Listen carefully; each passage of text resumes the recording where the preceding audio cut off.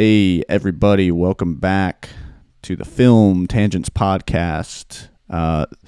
Scarface is starting. The Universal logo should be on the screen. So if you just pulled this up and you haven't caught up yet, we'll put it in the description, but the movie is just going to start at the 0-second mark. And the part of this movie where it's like scrolling in May, whatever. We're 30 seconds into this thing. yeah.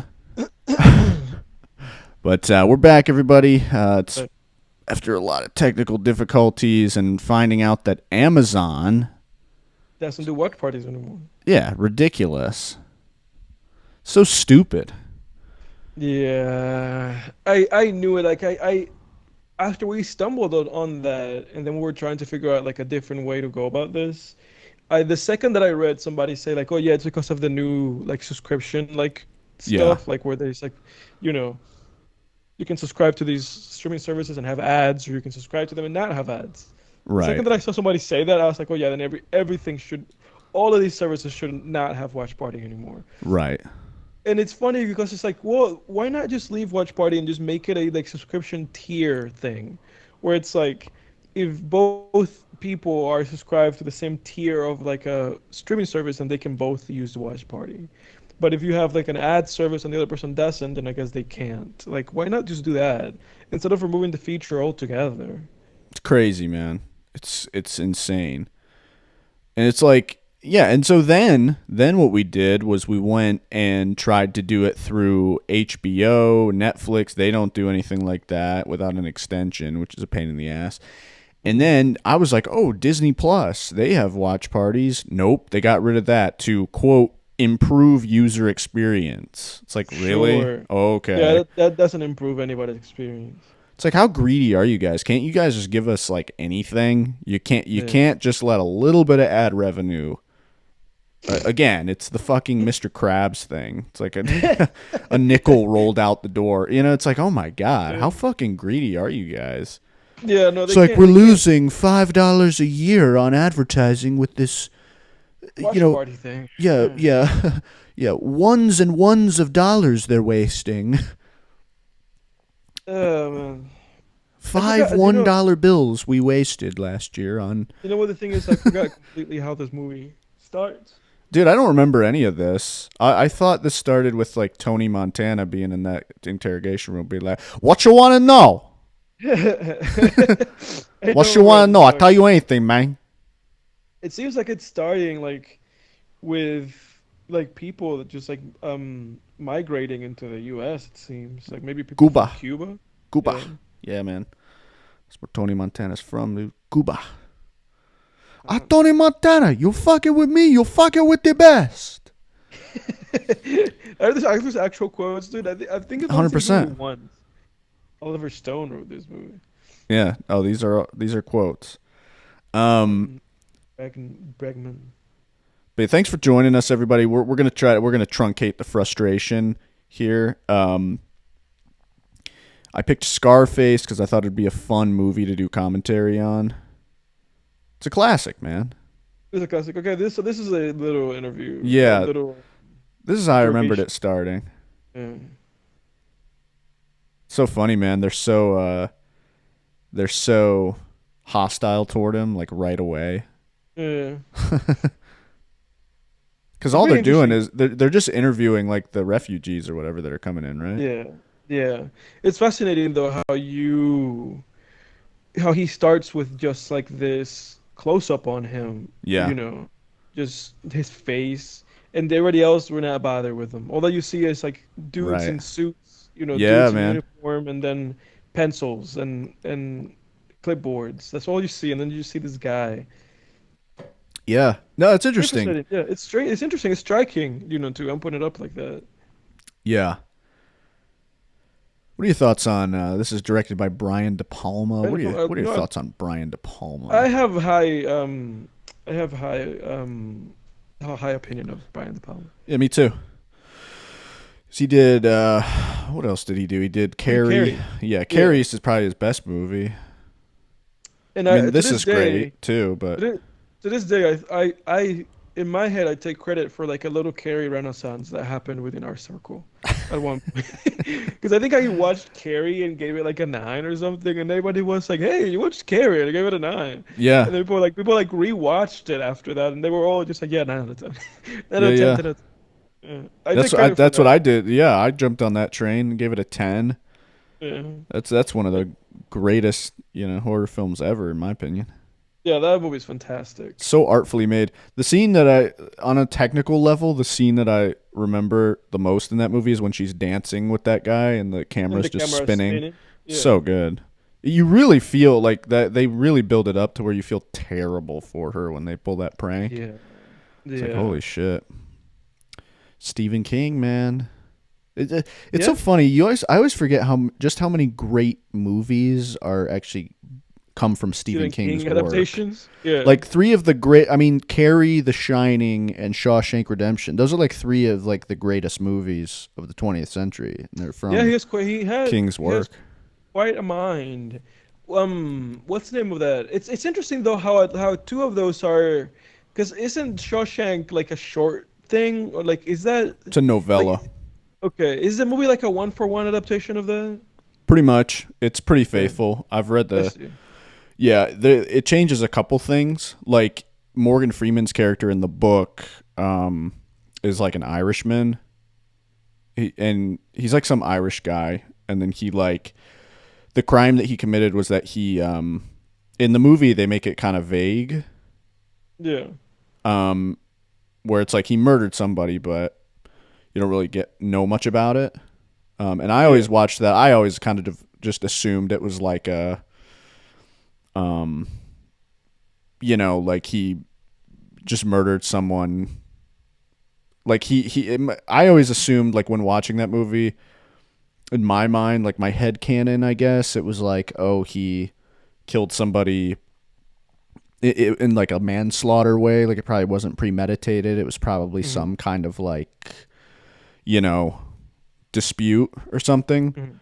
mm-hmm, But in the book, it was like conspiracy. Like he killed his wife for like insurance money. mm-hmm. And it's like I think they probably were like, that's a little much. Yeah, Because like the book ends the same way, where it's like he gets out on parole, and then it's like I'm gonna go join Andy at the beach, and it's like, yeah, yeah, well, you killed your wife for that's great and all, but For like, dude, you money. killed your Yeah, wife for you're gonna like violate your parole. yeah. Um, Oh my but God. I think King might have reached a little bit with that one, Yeah. where it's like I don't know about all that, King. That's pretty bad. It's I guess the original point I had with that is like it's interesting that it started, or rather that one of those three, because I thought maybe, excuse me, it was also the case with Shawshank, but I guess not, because I know that for obviously for The Shining, Kubrick changed that like so much, Yeah. where it's like not like an actual faithful adaptation Yeah. of his work. Yep. Yeah. In the book, it's like he's more. He has similar backstory and like alcohol problems and stuff, but he's also literally like possessed by the evil spirit that lives in the hotel. Yeah. Yeah. And it just kind of uses those his darkness to sort of break him down easier. Where in the movie it's just more so of like he just kind of goes crazy, and Yeah, he and just kind of goes banana. the hotel is like it's kind of like reversed, where it's like the craziness is amplified by some insidious sort of like toned down forces in the hotel. Yeah. Whereas in the book, it's sort of the inverse, where it's like, yeah, there's this insidious backstory that's broken down by this overt, you know, supernatural presence in the hotel. Hmm. But yeah, Kubrick, like, I kind of like Kubrick's approach, where it's like, I'm going to take the outline of this story and then Yeah. just make my own Yeah. thing. That's why Yeah. I think like The Fly is one of the Make it greatest into a movie. remakes, because it's like, Jeff Goldblum, David Cronenberg's The Fly, because it's like they just took the outline, the premise, and made a movie out of it. They didn't like It's interesting that because like this, there is a movie before this one also, of course, called Scarface, right? Yeah, from the 30s. Yep. I haven't seen that Is one. is this technically like a remake of that one? Yeah, I see. basically. And that one he's more based on Al Capone,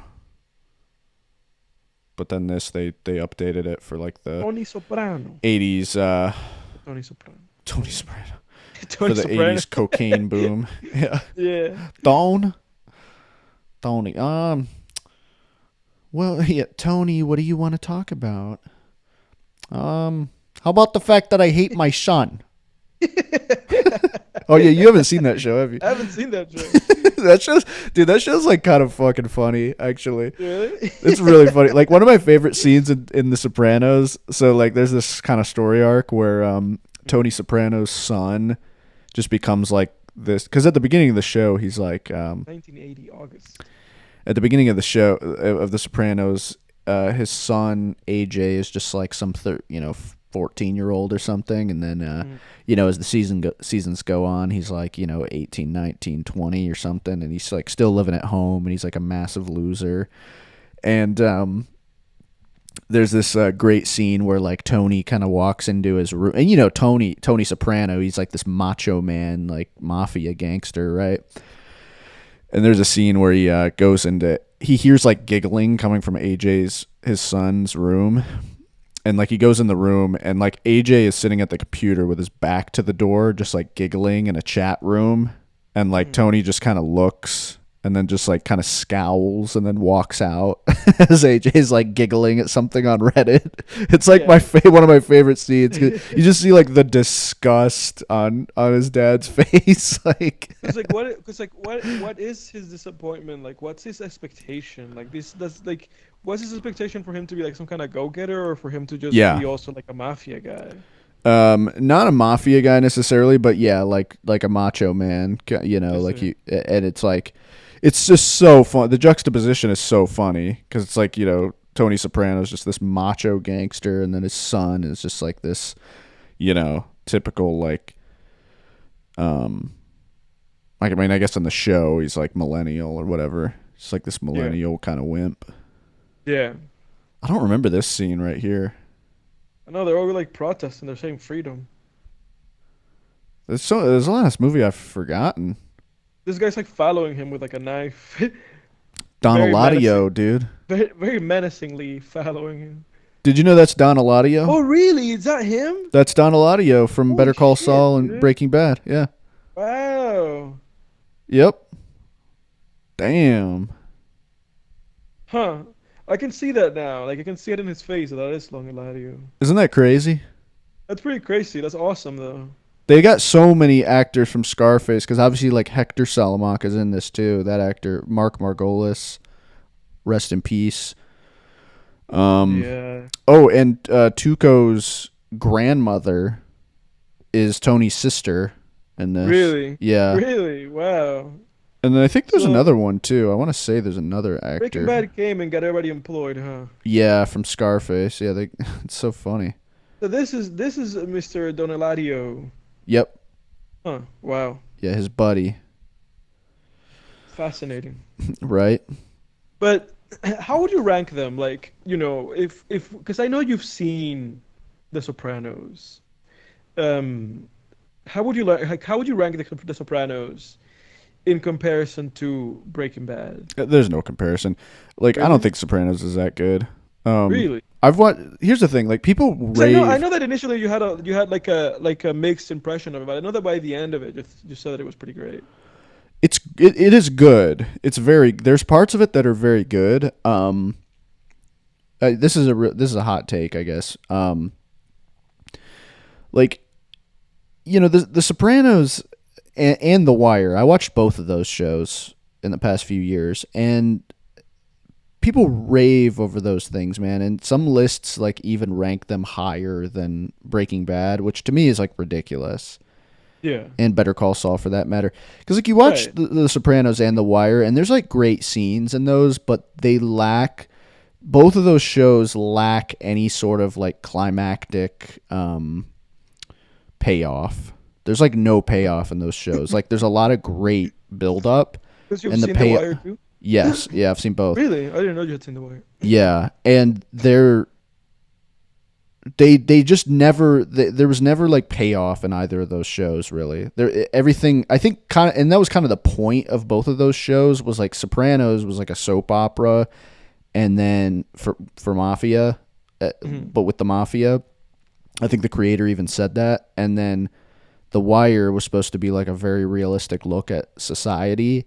Hmm. Um, so it's kind of by design that they both like, you know, build and build, and then it's very anticlimactic. But it's just like whatever, you know. This is when Tony gets his first GTA mission. Noche, helados batidos, El Paraíso, Little Havana. I see. Dude, watch this scene and tell me it's not basically a GTA cutscene. It totally is. It's the beginning of a GTA game. I think I don't know much about the development of Grand Theft Auto games, but I think feel one like of them. I think one of them legitimately. I think Grand Theft Auto, like, there's a Grand Theft Auto called Vice City, where the main yeah, character's name is literally Tony, really, and I think a lot of that game is based on this. yeah, yeah. Yeah, it's one of my brother's favorite games, I believe. I love this guy. Right, he just bobs his head up and down to this Latin theme music. This guy's familiar too. Who is that guy? His name. That's the name of the character. He's He's familiar. he's in that new show that was like really. This Yeah, is a what's very his? familiar looking guy. Somehow, I don't know where he's He's from. still around. He's still acting. I'll look him up in a second. $50. Then why didn't you, man? Holy shit. That other guy looks like George Lopez, the He comedian. does. You want to make some big bucks? Huh. Huh. Dígame.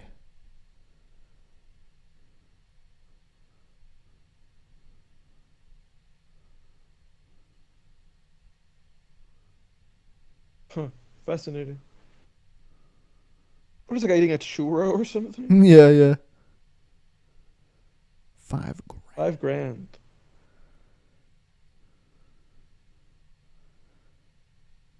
There's the '80s cocaine vial.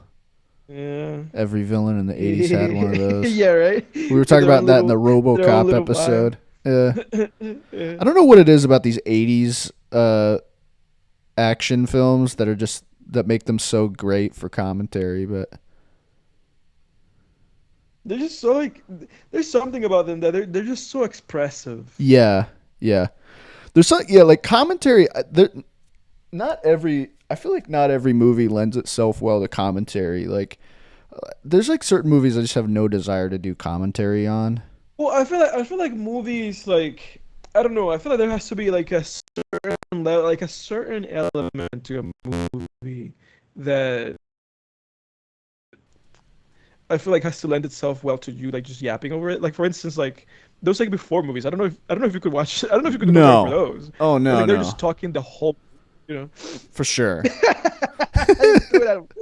That's the Every best time. way to quit right there. He just threw it right at him. Hit him on the head. Oh, that's so mean. That's hilarious. Close the I even shop. cried. Can you still hear me by the way? Yeah, yeah, yeah. Okay, cool. Oh, I retired. this is the chainsaw scenes coming up right here. This is fucking brutal. But yeah, anyway, yeah, dude, the Wire and the Sopranos, they're very anticlimactic shows. Where like the build up scenes and everything are pretty much like I would say definitely in terms of like Better Call Saul, they're comparable. Yeah. Not much is comparable to Breaking Bad. Like because we've talked about this before. Like I think Breaking Bad is overall the superior show, and I think you probably Better Call still Saul. Yeah. do you still kind of hold to that? I don't know, because the issue that I'm having is that I have to rewatch that show. Like, because the issue Breaking Bad. that I have with Breaking Bad is that I watched it. I've seen like loose episodes like here and there after I finished it, Yeah. and then I haven't seen it since, you know. I've Yeah. seen videos about it, you know. So it's like I have like a lot of things are fresh in my mind. So Yeah. see, I've seen the videos of like, oh, you know, Walter White had, you know, three nipples. Did you know? You know, Yeah, yeah, I've yeah. watched those kind of videos, but it's like I haven't seen like the show. Whereas like, you know, Better Call Saul is so fresh in my mind, like what the show is about, what it was doing, how it built up, you know, like the resolution of the show. Like Can Better you Call hear Saul me? is so fresh. You and I talk about Better Call Saul all the time. I can hear you. You and I talk Okay. about Better Call Saul all the time. You know, you did a video like talking about Lalo and the final season, like the final season, the entirety of the final season, you know, part one and two of the final season, we did episodes for, you know, Yeah. we had like in-depth discussions. So it's like I have such a fresh recollection of that show, whereas like Breaking Bad, I'm just like, you know, it's hazy. So I would have to rewatch that show. So I've not been paying attention to the movie at all. So I don't, I don't have like a fresh like mind. You know, I would Yeah. love to obviously watch The Sopranos and The Wire, maybe rewatch Breaking Bad, to then be able to like have like a very like educated like Yeah. opinion, you know, ranking for these things. Yeah. Because I feel like there's shows of like of a similar ilk. Because it's like, you know, they're all just kind of like this like, you know, I guess like crime drama shows. Right. Um, it's just like for me, if you asked me like, what do you think is the greatest show ever made? I don't think I would tell you it's Breaking Bad, just because I never go back to it, you know, even though I enjoy it, you Yeah. know. Like for me, if I was like, what's the greatest show ever made? I'd probably be like, oh, Curb Your Enthusiasm, Yeah, you know. yeah. And it's just and I would say that just plainly on like the amount of enjoyment that I get out of it. Whereas like Breaking Bad or Better Call Saul, I could say something along the lines of like, you know, those are probably some of the best made shows, you Yeah. know, that I've ever seen. Yeah.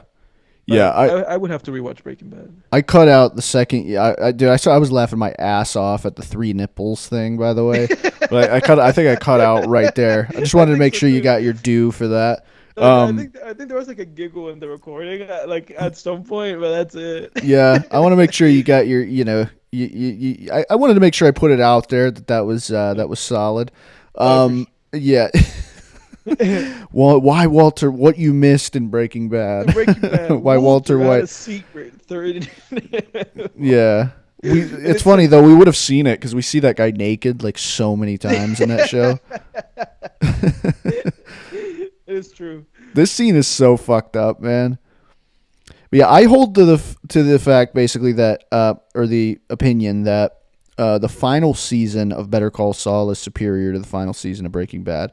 I don't know. I don't know if I can agree with you with that. Something I wanna squeeze something in about the movie though before you Yeah. have a chance to respond to Yeah, that. yeah, that's fine. And it is that I love any like high tension scene when they shoot it in a master like this. When you shoot Yeah. like a scene that just has like a lot of tension, a lot of things are building up, Yes. and you have like a master where the audience is able to, you know, thanks to the blocking, we know that this lady's in the foreground. She's in bed, and there's sheets are covering something.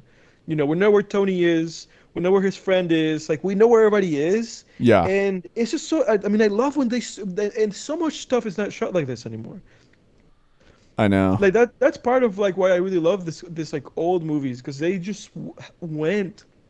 And obviously, we're talking about De Palma, who's one of the greatest directors of all time.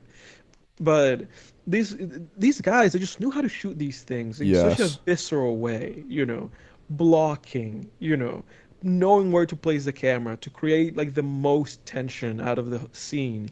And then it pays off so well, you know, like these guys are so good, man. Like these Yeah. guys are so good. Like it's obvious. It's all every time that I watch a movie like this, you know, and like and I know that you weren't a fan of. I know that you weren't a fan of Le Les Samurai Samurai, last yeah. week, but the framing and the blocking, you know, and Yeah. it the visual direction in these movies are it's like so inspiring. That is Because a like you know lost art, dude. I'm barely listening to the movie. I have the subtitles on. I have obviously like an earplug listening to it a little bit, Yeah. but just from how this is all shot, I'm making sense of so much of what's happening. Oh, for sure. Yeah, I love the master shots and high tension scenes. You're right. Like my eyes are always searching the frame for like And this something to goofy is just happen. like flirting. Yeah, Yeah. Don Eladio. Look at him go, dude. Meanwhile, and it's like on a crane, like Yeah. like we Yeah, they went didn't have all the way drones back down. then, yeah. Yeah, we went all the way down, and now we're going all the way back up. And it could possibly not even be a crane, but I'm guessing that it is. Oh, it's got to Um, be. it's got to be. Like, I mean, they could have it like on a string or something. But Yeah. yeah, fascinating. They just go back down. It goes like, look what's happening outside. Like, I love how they just kind of like build this three-dimensional like sandbox, Yeah, It yeah, is like a yeah. GTA games. Like, It really meanwhile, is. this guy's doing this outside, and then inside, Tony has a gun and a chainsaw to his face. I really wonder how much of an influence this movie had on the GTA games. Probably quite a bit. Oh, Ooh, this is grim. this scene always gets me, dude. Ooh, man, this is a lot. Oh, Ooh, God. That's horrendous. ooh, that's a lot, dude. Yeah, that'll break a man. This all kind of helps you see like how Tony ended up being the way that he was by the end of this movie. All this stuff Right. that's happened. Yeah, he just sees all this Ooh, shit, and you know he's seen stuff like this before. Like this before. This might be the most brutal thing he's seen to this point, though, in his life. Maybe. I mean, I yeah, don't think it could get worse than that. his friend is getting mutilated. Speaking of mutilation, dude, I just finished a novel. I just finished reading a novel on Memorial Day. Yeah. I read it in 2 days over the Memorial Day weekend. It was The Summer I Died by. I want to give the guy his credit here. Summer I Died. It's a horror novel by Ryan C. Thomas. Brutal, shocking, dude. Really? Pretty simple plot. It's like these two. Oh man, Tony Montana's such a tough bastard too. It's like spitting on him Yeah, he's so cool. Like he before just he gets his fucking. legs chopped off. Yeah, he's just like fuck you. And when his buddies come in, you're just like, thank God. I'll talk about the book in a second here. Yeah, this is intense. Yeah. He shot the lady, I see. There we go. Oof. Ooh, almost. Oh man, Jeez. And he's shooting him with an Uzi. that guy's got quite a health bar. Like it's He shot in the does. back. He's still going. He's still going. Wait, where are the bullet wounds in his back? Wasn't he shot in the back? I don't know. I don't know where he was shot, honestly. Was that a Was that a goof? Oof. Oh, Hell that part no. always gets me. I'm like, dude, that guy almost chopped his own fucking hand off. And his cousin got shot in the leg. Oof. He's getting up. Yeah, that went Is Manny south. his No, cousin? he got shot in the side. No, I think he's just his friend. I don't know if they're Yeah, friends or cousin. I have no idea. I'm pretty sure they're just friends.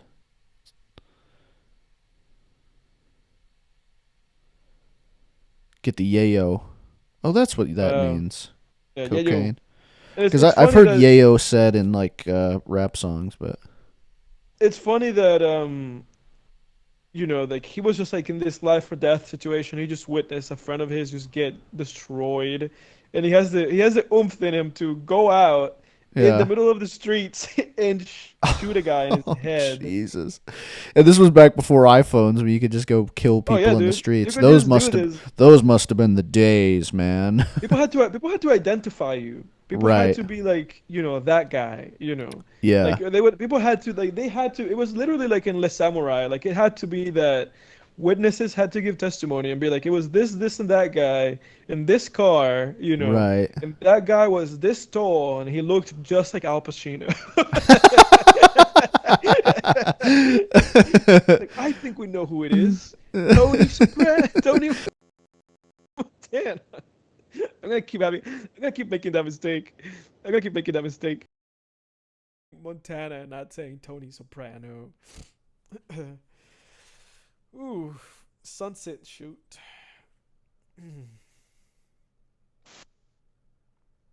They got the yayo. Can you hear me? Yeah, I can hear you. But what I said was that we're probably gonna keep making the mistake of saying Tony Soprano, and not Yeah, Tony yeah, yeah. Montana. Which Yeah, is give me funny one because second. Tony You keep Montana, talking to our audience. which is funny because Tony Montana obviously has his own song. Obviously, Future has a song called Tony Montana. Um, so it's just unfortunate that I keep making this Tony Soprano mistake, but we live and we learn. Look at this place. The carpet looked like a pool of blood. Who knows? Maybe all the red in this scene is like foreshadowing of some sort. His friend looks so good now, assuming that this is Eladio. Getting a little bit confused. But now Tony's starting to dress. He's starting to dress like old Tony. He's wearing the suits. He's wearing the very flared out shirts. He's bringing it all in. But I have to know who this guy is. Who is this one guy? I might be a little bit confused but he just looks familiar. He looks like an actor in the movie Amadeus, but I've never seen Amadeus. I don't know exactly if this is the guy or not. This guy, right? Can you hear me? Yeah, I can hear you. Okay. Yeah, you sound good now. You're coming in fuzzy again. But I was saying that, like, the guy that initially got Tony going on this whole business, he looks like an actor in the movie Amadeus, but I don't know if it is that guy or not. I've also never seen Amadeus. I have no idea. Oh, I think he is in that maybe. Like he's like the foil. Like he plays like that other guy that is like envious of Amadeus because Amadeus is better than him. Yeah. I still need to Yeah. see Amadeus. I also need to see Amadeus. Shouts out to Ben Troner. He's the reason why I've always thought about that movie and be like, I have to see that because he always said that was his favorite movie. Oh yeah. Yeah, you know what? I thought of him as well, actually. I Yeah, think if you're listening, Ben, leave a comment. We're sending you we're giving you a shout out. I think Ben's doing some stuff on YouTube too. He's doing like some Yeah? history videos, yeah. Really? Oh, dude, you should send me They that. I look didn't well know made too. Yeah, I forgot to send them to you. They look that. I'd well love to see made. them. Yeah. Because I know him and the boys were doing him and like Nick Dardis and those boys. I know that they were doing like a music review thing, like Sound Oh, Swallowers or something. yeah, like yeah, that. yeah. That's right. That's right. Yeah. I know they covered like Death Grips. I don't know if they're still. I don't know if that's still going or not. Um, who knows? Usually, I feel like usually things go for a long while if it's like two dudes. like you and I have been doing this now for a couple of years. It's But hard to get a bunch of people together. it's hard to get a bunch of people together. Like even when we think about the Seatown show that Stavros and Nick Mullen and what's the other guy? Adam Friedland. Adam Freeland. Even that like went on longer than I expected for it to be three guys. Yeah. Yeah. Okay, you're right. The actor's name is F. Murray Abraham. And He's he is in in Amadeus? Amadeus, the Grand Fuck yeah, Budapest dude. Hotel. Yeah, the Grand Budapest Hotel. That's right. He's also in that movie. He's in Inside Llewyn Davis. He's an inside Llewyn Davis. He is. He's the guy that Llewyn sings his song to see if he'll like give him a recording deal, and he doesn't do it. Oh yeah. Yeah. He's in I remember this now. He plays Khonshu's voice in Moon Knight. Yeah. Yeah, that's Um, right. That's right. That's He right. voices Khonshu. So this is a guy. This man is like a classic character actor. Like he's been in a lot of stuff. Yeah. Very recognizable face. It's interesting that I've never seen Amadeus, and I was like, this is the guy from Amadeus. Yeah, yeah. Like, this is that guy. I'm pretty sure this is that guy. You didn't recognize him without like some kind of George Washington wig or something. Yeah. And there's what's her name? Michelle something. Pfeiffer. Yeah, that's right. His romantic interest. Yep. He's just like dumbfounded. His jaw. Yes, he's wow. He's like, oh my god, Yeah, man. Look at it. I can't believe it. He's like, well, I guess I gotta become boss, and I guess I have to kill the yeah, boss. I gotta kill Frank. Seems like Frank was a popular name for movie characters in the 80s and It was a 90s. popular name, yeah. Like Someone just Frank, reminds Frank me- in Hellraiser, Uncle Frank in Home Alone, Frank Yeah. Lopez in Scarface. This kind of scene of the main character being kind of like I guess we could call it like love at first sight or something, just being like Yeah, stricken by affection immediately. yeah, yeah. This reminds me of The Wolf of Wall Street with Margot Robbie. Oh yeah, yeah. Yeah, the same thing happens. He's just Yeah, like similar. dumbfounded. Yeah. Yeah. It's like I have to figure out a way for me to be that guy, for me to be the guy next to this woman. It's so funny. It's so funny how much I feel like men will concede like for depending on how like good looking a woman is. Mm. It's like you know it's like he doesn't even know her, and same in Wolf No. of Wall Street, but it's just like, Yeah, well, I guess exactly. this But is it, like the like love of my life. exactly. That's what's funny about it. Like you said, it's like you don't know this person. Like you don't know this woman, but Right. regardless of that, it's like, oh, this is it for me. Right, right.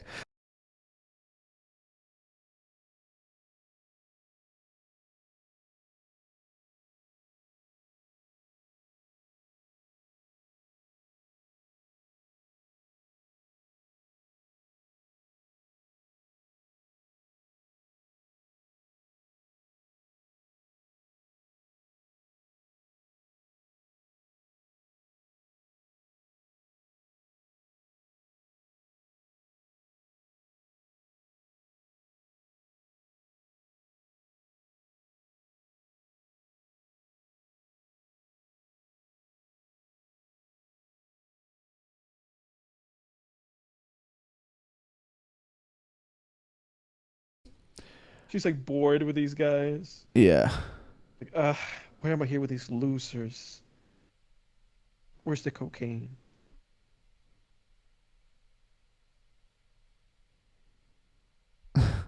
Look at Al Pacino.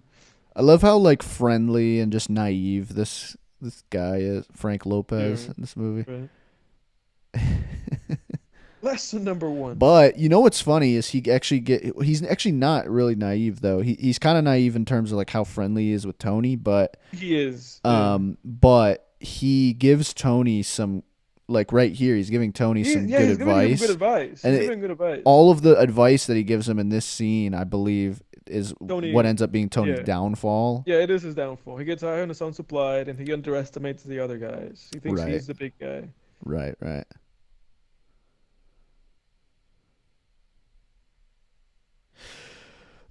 But yeah, dude. Before I I think forget. you no, I think you and I also had like an unfinished thread here because I think I might have said something about um Better Call Saul and the last season of Breaking Bad. But I know that I said to you that I have to rewatch them, like both last seasons, to know like which one I think it's superior. Oh Because I yeah, know that yeah. some of those Breaking Bad episodes are like all time like batters, like that episode where Hank, you know, let me not say too much, Yeah, yeah, yeah. but you know what I'm talking about, Well, the yeah, that Ozymandias episode and like those yeah, episodes. dude, and that's kind of my point. Like, yeah, just think of Ozymandias, think of Face Off where he faces off against Gus. Yeah, There's nothing like that in Sopranos. There's yeah, nothing like that in The Wire. There's no comparable episode. You yeah, cannot find an episode in The Sopranos that's comparable to, or The Wire that's comparable to, say, a Face Off in Breaking Bad, or like a yeah. point and shoot in Better Call In Better Saul, Call Saul, yeah, or plan and execution in Better Call Saul. There's no anyone who tells you like, oh, I can find a comparable episode into The yeah, Sopranos and The Wire. There's nothing like that in those shows. yeah. Like, get Do you get the think? hell out of here. You're Do you think bullshitting that if the you think thing there is, I is. guess, do you think the issue with that is that it's like these shows, like Breaking Bad in particular, do you think that the issue with it is that it just set like such a high, it like set a high new bar, whereas like I feel like a period of time, it was like The Sopranos set the bar for what was great television. And then The Wire came, and then The Wire did the same thing. And now, Breaking Bad did the same thing again. And since then, other than Better Call Saul, we've not had anything like equal that in a way. Not really, because if you look at The Shield, for example, crazy underrated show With Big Mackey. with Vic Mackey, yeah, with Yeah, The Thing, Michael yeah. Chiklis. Michael There Chiklis. are, sorry, that was kind of loud. There are comparable episodes. Tony dancing here. In other TV shows. There are episodes of that you could compare to like Ozymandias and Breaking Bad, or like point and shoot and Better Call Saul. Maybe not as cinematic because it's very much like the way that the style of the show, the way it's shot is very Right. dated. But just Right. on a story and scene level, like definitely there are episodes that you could, that are like comparable, right? And I These two think people are like like doing different things. They're like dancing to different music. yeah, yeah. I love this scene where it's just like, dude, Tony's game is so bad in this movie. I It is think the horrible. the weak point of this movie for me is like their relationship. I never bought it. I don't buy it. I don't buy it right now. I don't buy it in the entire movie. She never Uh, likes him like at any yeah. point. And then like Is later it? on Is it he's ever? just like, Is "I it? killed your husband. Come with me." And she's like, "Okay." Is it And ever then implied that she does have like a romantic affection for him? not I guess we'll really. see. I guess we'll see. I'm telling you, we'll keep an eye out for it, but as far as Yeah. I remember, I've seen this movie a couple times, like maybe Yeah. twice. Because again, And that's again, always stuck out to me as yeah. like a sore thumb, where it's just like the she does not seem to like him at any point in the movie, but she just kind Well, of because marries him. that's the thing. Like I'm watching this right now, and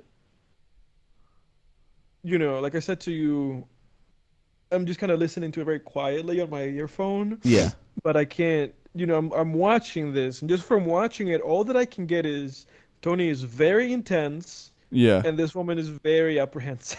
right, right. Like she's just kind of, or not even apprehensive. She's just like very kind of like whatever. Like I guess I'm dancing with you. Like I guess, and you're being very intense and asking me a lot of questions.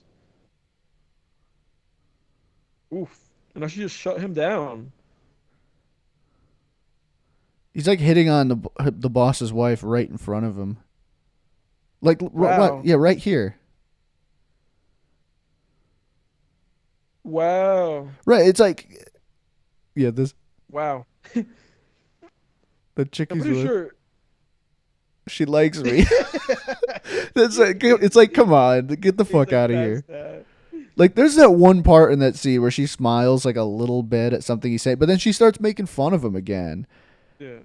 But then as far as I remember, like they have another scene like by the Just a little bit. pool and he kind of confesses his love to her and she's just like, "Okay, I I guess guess." we'll see. I guess we'll see. We'll see what material. We'll see what Michelle Pfeiffer had to work with, and if it was the material or if she just couldn't actually give like a convincing performance. Yeah, no, I don't think it's her fault. I think it's the Really? material. She's very well, yeah, the script has her like very one-dimensional. She's just kind of like Yeah. she's just some gold digger. Like Yeah, she's it seems not. that way at the moment. Yeah, she has no. She's like the most one-dimensional character I can even, you know, I can think Yeah. of. Honestly, that's probably Yeah. the weak point of this movie. I think if their relationship was stronger, it might be even better. Yeah. Yeah, because I guess that was like the good thing with the Wolf of Wall Street, where just like their relationship that he had with Margot Robbie was believable. Exactly. But 3 months later, what were we talking about? Oh yeah, the Shield and Breaking Bad and Better Call Saul. Yeah. Yeah, because like I would say, I just think The Sopranos and The Wire, like they're not meant to be like those kinds of shows the way The Shield and like Breaking Bad are, which is fine, but it's also like, well, I mean, if you give me an anticlimactic show, Right. it's gonna hit a ceiling.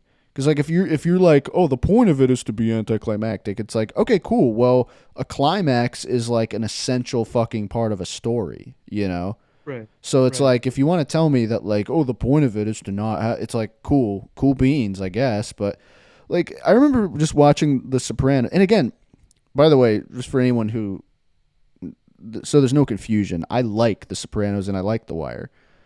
I'm just saying, like, when I hear people try to compare them to like Breaking Bad and Better Call Saul, or even elevate them above those, I'm like, that's ridiculous. Yeah. Um, like I remember watching The Sopranos, and the penultimate episode is like great, and the ending of the penultimate, so like the second to last episode of the entire series, Yeah. fantastic. Like a bone chilling ending, like goosebumps, dude. Yeah. Like the ending of that episode, the music and everything, it feels like a John Carpenter, like one of John Carpenter's like Halloween movies. Like it is so chilling. It up. Yeah. Yeah. You hear me? Yeah. Yeah. Oh, I'm listening to you. okay. You were cutting out too. Can you Yeah. hear me? Yeah, I can hear you. Okay, cool. Um, but They said the ending of the second to last was bone chilling. Or you disconnect? keeps like going in and Going out in and over out. and over Yeah, again. yeah, yeah. You're in. You're in. Okay. Um, but like the so yeah, the ending of the second to last episode is phenomenal, and it like Yeah, gets you pumped. Like I'm ready for the last episode, you know. And then the last episode, like nothing fucking happens, and yeah, it's just like what the fuck. You had like this amazing, like you remember that feeling you get at the end of the second to last episode of Breaking Bad, where like he's in the bar and then he sees that shit on TV and then he leaves and the cops come in and he's gone yeah, and the music kicks in. The Sopranos second to last episode ending is the same way, where it's like fuck yeah, I'm ready. But then yeah, the series finale doesn't deliver like on any level. It's just like this fucking all this anticlimactic bullshit, like the entire series, and I'm just like, great, like it just went nowhere. Awesome. yeah, yeah, And kind of the yeah. same with The Wire, where there's like a lot of great characters and great moments and intense moments in The Wire, but again, there's like like one of like I don't want to spoil anything, but there's like some really frustrating anticlimactic bullshit. Like Yeah. characters, characters go out in very unceremonious ways and stuff, where it's just like, ugh, you know. Now they're picking her up. Right. And she just insults him the entire time. And it's like, they're supposed to be in love at some point.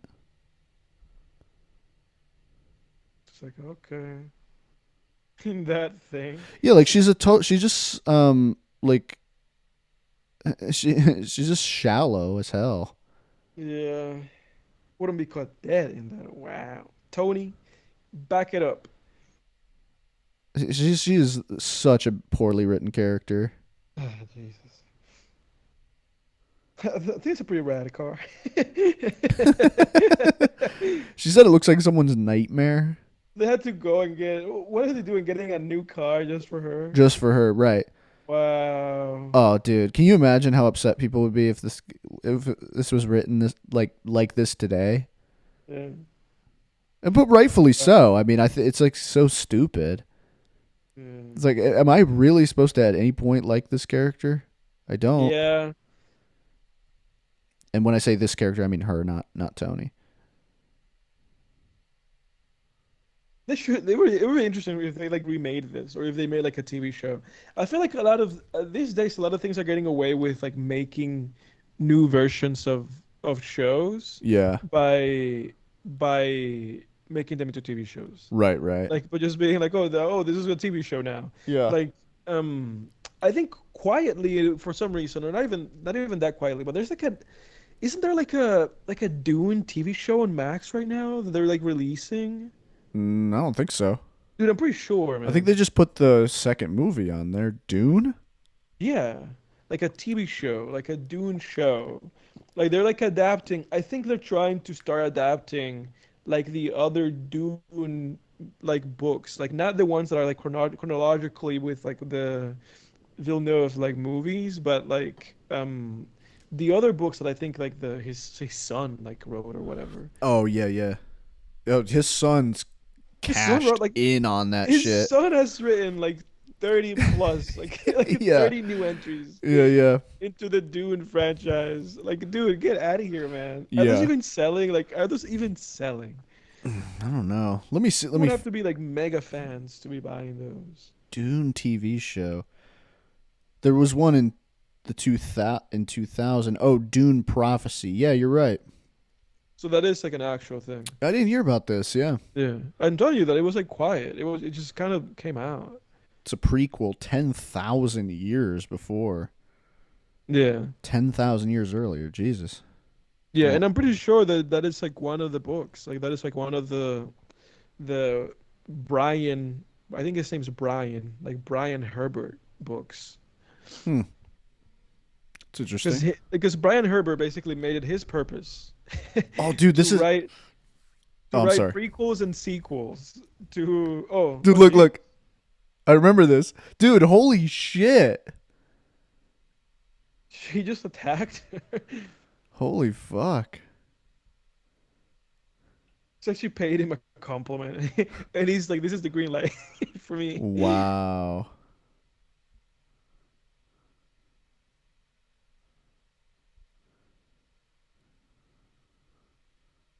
This is so stupid. Like they're trying to make it so like she's like giggling now. Get the fuck out of Yeah, here. that's so She, strange. yeah, Please tell no, me I don't why. believe this for a I second. don't believe He it just either. sexually assaulted her and now she's Yeah, like it's pretty giggling. ridiculous. No Yeah, way. I don't believe this. pretty ridiculous. Pretty ridiculous. I feel like where do you feel like Scarface stacks up with like the other gangster films? Because I don't feel like there's something about Scarface that's kind of shallow. It seems to. Yeah, for sure. It's I kind of think like a shade below like Goodfellas and I would say Casino. so. I think it's a shade below them. I think in terms of narrative, Yeah, but I feel like in terms of sheer just like craftsmanship, I think yeah, it's up there with the best ones. for I sure. mean, the I shot. I do mean, too. this shot, dude, is gorgeous. For sure. The movie in and of itself has just a great craftsmanship. I mean, you and I were breaking down that scene, like scene that led to the torture scene with the guy with the chainsaw. Right. This movie's filled with stuff like that. Obviously, again, Brian De Palma is a great just visual filmmaker and great blocking and setting up these things. Yep. But in terms of narrative, I think that's where this movie kind of lets itself down a little bit. Yeah.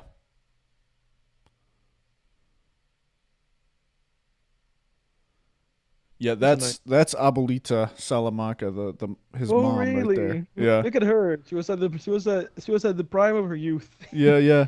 She looks she's like in her 30s here. Not his sister though, the 30s, mom. 40s. Yeah, I know, I know. Okay, yeah, yeah. For some reason I thought it was the sister, but yeah, then I saw the mom and I was like, "No, that's Abuelita That's from Better Call that's Saul." that's definitely Mijo, you got salsa on the carpet.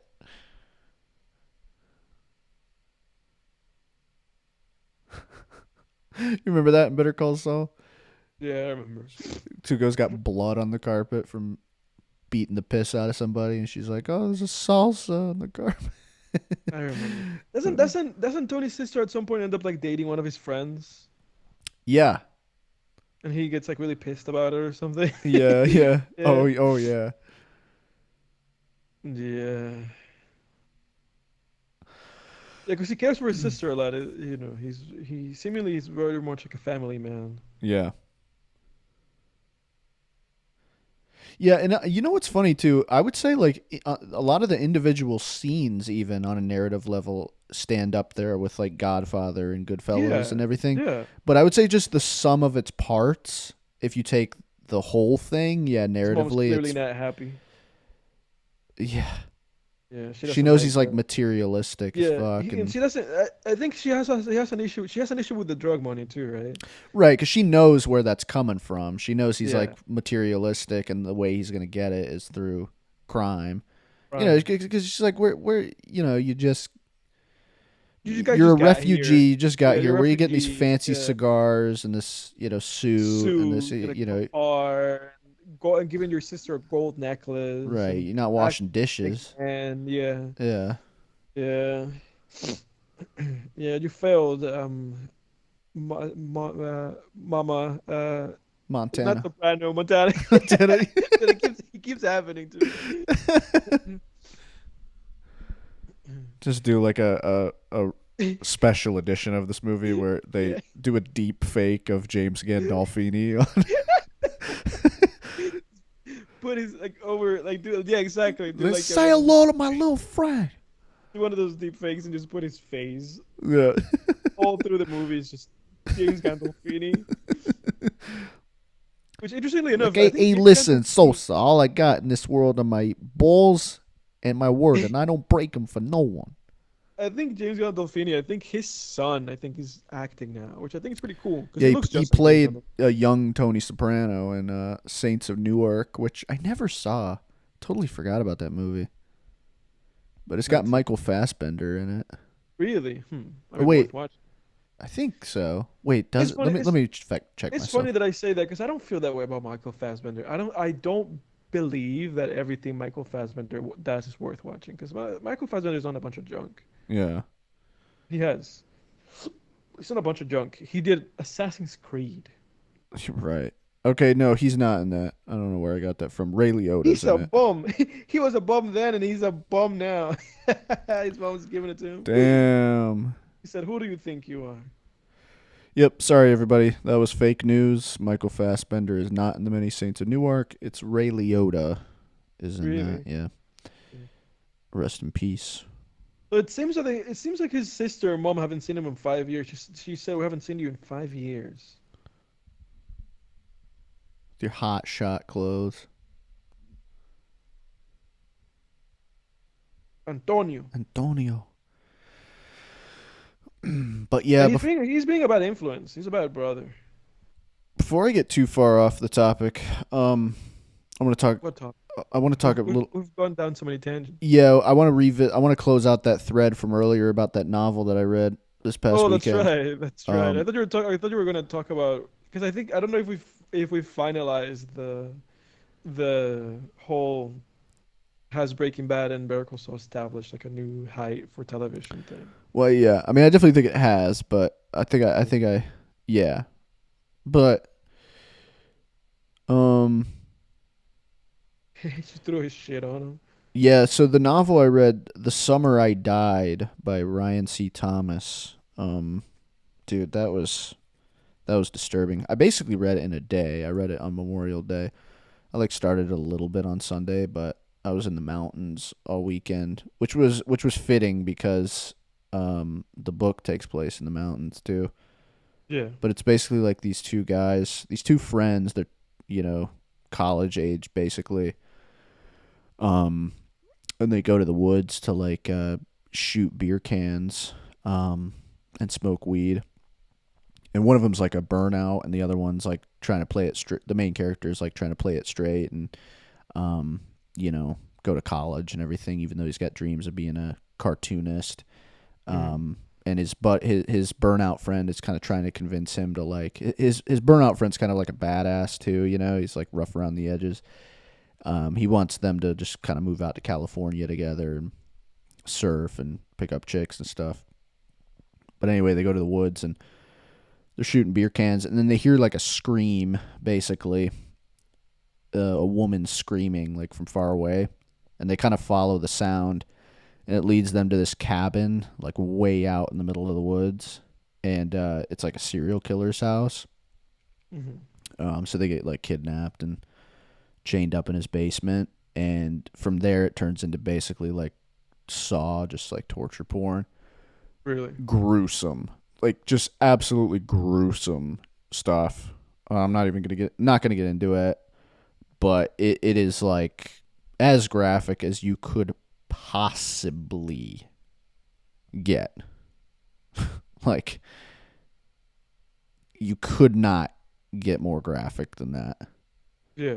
And I will say though, the worst part of it is like the psychological aspect of it. Because there's some shit that the killer does that surprised me. And then there's like scenes where they're like in his house and they like find things from previous crimes, victims basically, and it's like very fucking disturbing. Mhm. It kind of went to show that like no matter how gory something is, the most disturbing shit will always be the kind of psychological aspect. But it was a very good, very effective book. Disturbed me to my core, dude. But anyway, that's Did my you read it in review. one sitting? Because you said that you read it like over the holiday weekend. It was like 2 sittings. Kind of a shorter book, like think it was like 300 pages, maybe. Not super short, but shorter. Sosa, right here, dude. This is where Chief Keef got his nickname. Is this him? Yeah, Sosa. Sosa. Alejandro Sosa.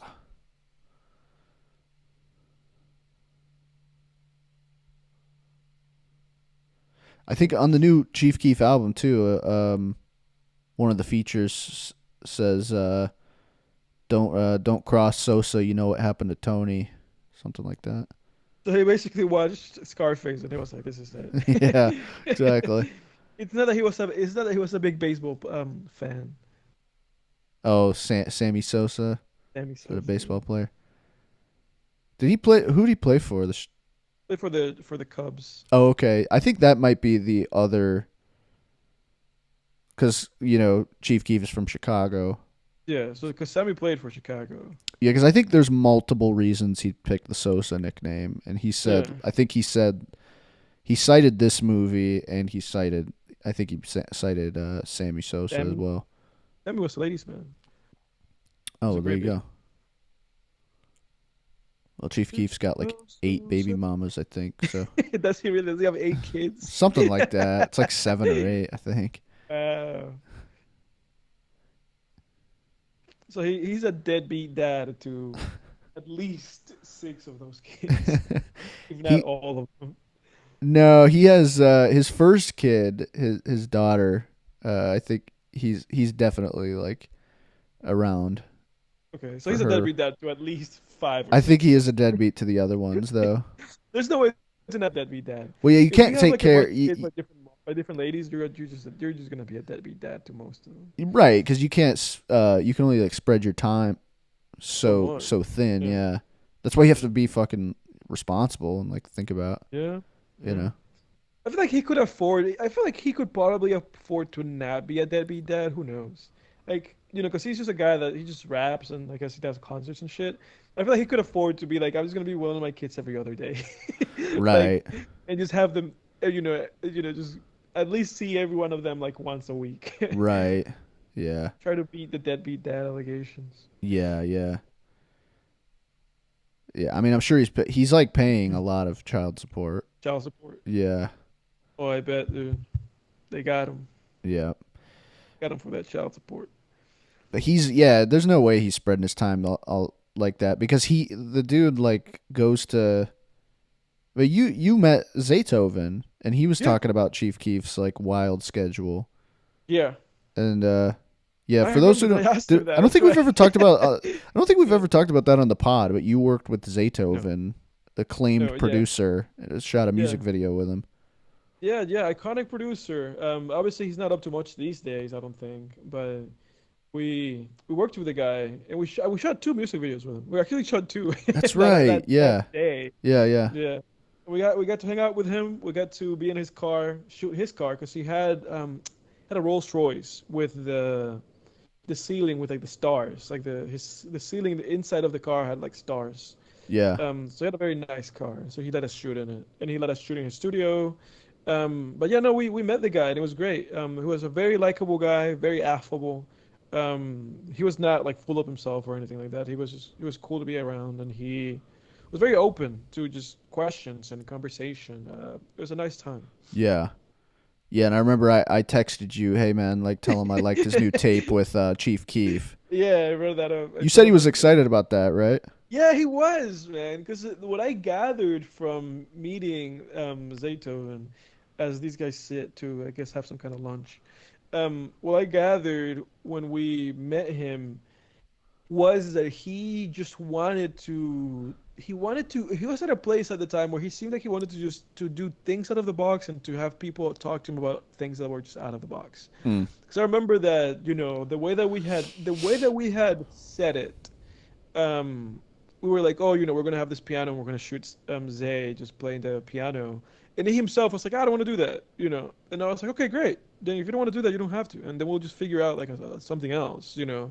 And we're like, we'll just film you doing other things, and then he was like, oh, guys, we can use my car. And I was like, great, let's use your car. We'll film you in there, driving your car. So, because he just said that, he was like, my whole career, people have been filming me playing the piano. And he was like, I don't want to do that. And I was like, great, then Uh, we don't have to, it's like, we don't have to do anything. Like, so we'll do whatever you're comfortable with. But on top of that, when I asked him that about Zaytoven, the thing he had done with Chief Keef at the time, he was very excited because I don't think people paid much attention to it, or I don't think anybody had asked him about it. right. Yeah, it's So he was very pretty excited to talk. underground tape for sure. Yeah, yeah. So he was excited to talk about it and to hear me ask of it. Yeah, it's And I know awesome. that I said to him, I remember that I said something to him at the time, which I don't know if it materialized, but I said to him, what people would love? People would love for you to do a instrumental album. That's what I said to him. Oh, Like I said to him, like it would be great if you could record your beats and get the rappers, like whether it's Chief Keef or whether it's, what's the other guy? Gucci Mane. What you mean? Yeah, I told him, I was like, it would be great if you could, wow, look at that. Jesus Christ. I told him, His shoe falls wow, off here. Watch when it look flies at away, his that. shoe falls off. Look at this. But Watch. it's true though. I told I told them, um, I told them I was like, you know what, it would be great. It would be if you guys did some kind of collab album where it was live instrumentation with the guys rapping like over live instrumentation, and you guys released that as like a compilation album.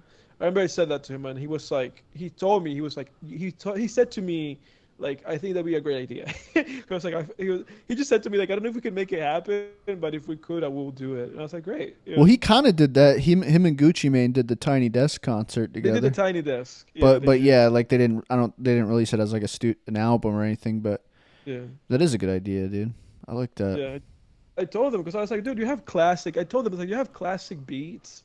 Like so much of your beats have just like a live piano Yeah. because you were just the guy. You're the guy who knows how to play piano, and you were at like he was the guy who played the piano at his church when he was a kid, and he just knows all those church pianos, and obviously that's what got him big, Yeah. um, doing that church sound with the trap like 808s. So I told him, I was like, dude, you have you have the skills. Like the piano's already incorporated into it. Like just get live instruments and bring the rappers in. Like I feel like everybody would be down for that. Yeah. I don't know. I guess life For is just what sure. it is. That's crazy, man. That's so awesome that you worked with him, man. Yeah. That's unreal. I mean, the guy's a legend. It's funny though, because the guy that we worked with, who, shouts out to him, Lil Richie. I don't think his career has amounted to much of anything. Oh, really? You didn't hear his new single yesterday? Yeah. I, I don't, man, I got confused, I was listening to the radio and I was like, this sounds familiar, but I didn't know it was him. Oh man. Yeah, he didn't amount to much of anything. Those videos got decent views though. Those videos got like I think each like upwards of like 30, 40K views. So I think that I mean I feel like that did okay for what it was. Yeah. Mm.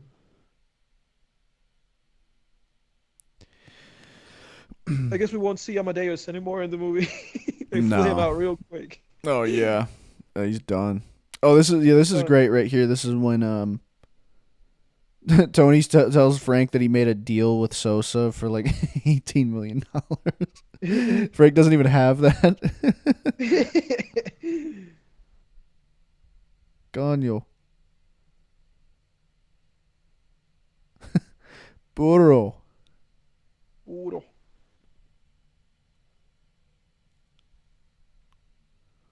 Hell yeah. 75 million. I think it's time. I think it's time for Frank to step down. This is like right here. This is where Frank should have just capped Tony. Like if he was a smart, mob boss. Yeah, he'd be like, this guy's getting out of hand. Yeah.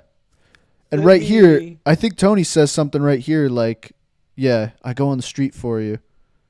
Make a couple of moves. Right there, dude. I would have been if I were Frank and I were an evil mob boss or whatever. I'd be like, no, Yeah, this guy's going down. yeah, because he's This too guy's been he making moves. He's got ways to get yeah, million off the exactly, street. exactly. Because it's just like just there. It's like this guy's full of himself. Yeah, this guy's like, you know, Tony's like breaking the first rule, the first law of power, which is never outshine the master. You know, it Yeah. ends up working out for him, but it creates a fucking, you know, he creates problems for himself. He almost gets killed. I bury those cockroaches. Hmm. But man, They don't make movies like this anymore, man. Even just from like a lighting standpoint. I If you know. shot this today, it would be like complete. Everybody would be completely like fucking lit. But here, it's like there's a lot of shadows in the room. You know, like very like their faces and their chests are like Yes. lit. Everything else is just kind of in the shadows. It's Yeah. like shit. They don't do shit like this anymore, man. Every movie these days, especially like every fucking like high production movie, Mm-hmm. is just like completely lit. I'm so You know, they tired just of that, man. I'm yeah, flat dude. light, like, just light everything, and then they just fucking do it in post. Like, oh, we'll do it in post. I We'll do it in know, post. man. I know. No, dude. I freaking I've been thinking this like saying the same thing for years, man. I miss like the warm, shadowy lighting in movies like this. Yeah, Like I'll give that like Sopranos did that very well, and like yeah, obviously Vince Gilligan's work is very sure, well known yeah, for that. Like Breaking yeah. Bad, Better Call Saul, people always had like The cinematography half and of the their lighting. faces were covered in shadow in a lot of scenes, and like Yeah.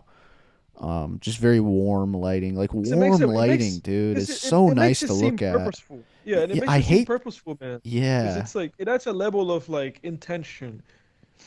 You know, yeah, because like when you see these Marvel movies and like or whatever, like any of these big budget movies, you name it, you know, yeah, any popular movie, all of them do the same thing, where it's just flat. You know, yep, everything's just lit evenly. It's just flat, and it's like who like what is this? You know, right. like what is this? What's the you know like what's because if it just feels like it goes like it feels like a decision is made to make the cinematography and the lighting not a decision. Right. You know, it's a foregone conclusion. It's just what it is. Yeah, and everything looks like a shampoo commercial as a result. Yeah.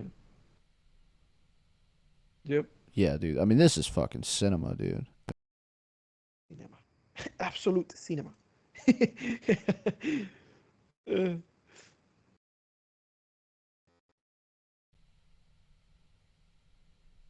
the guys who last in this business.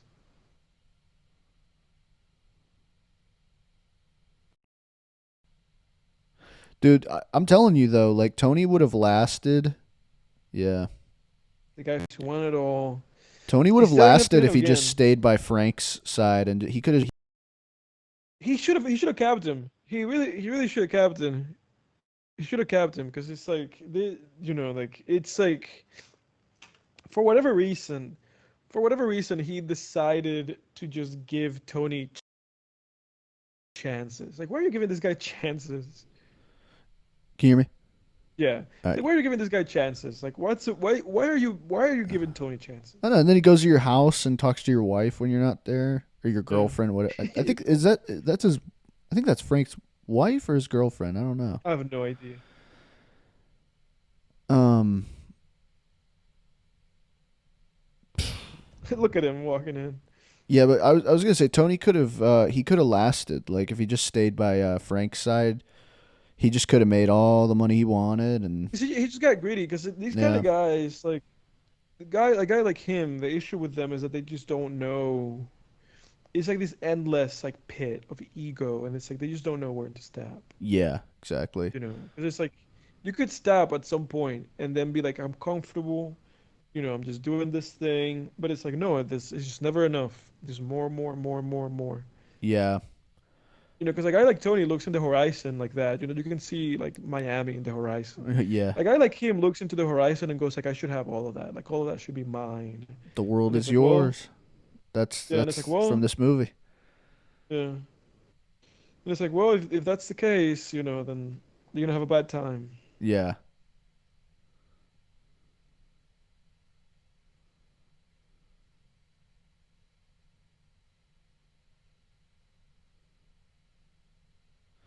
She's hosting him. She's like, all right, here's the drink.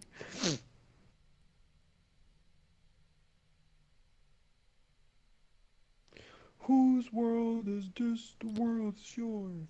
It's mine, it's mine, it's mine, it's mine. Whose world is it? Something interesting. Um, I've been, this whole Kendrick and Drake thing kind of came and went. Not that it came and went, it lasted like a month, but now it's like over and dusted. Yeah. And I feel like not even I feel like the general conclusion is Kendrick won.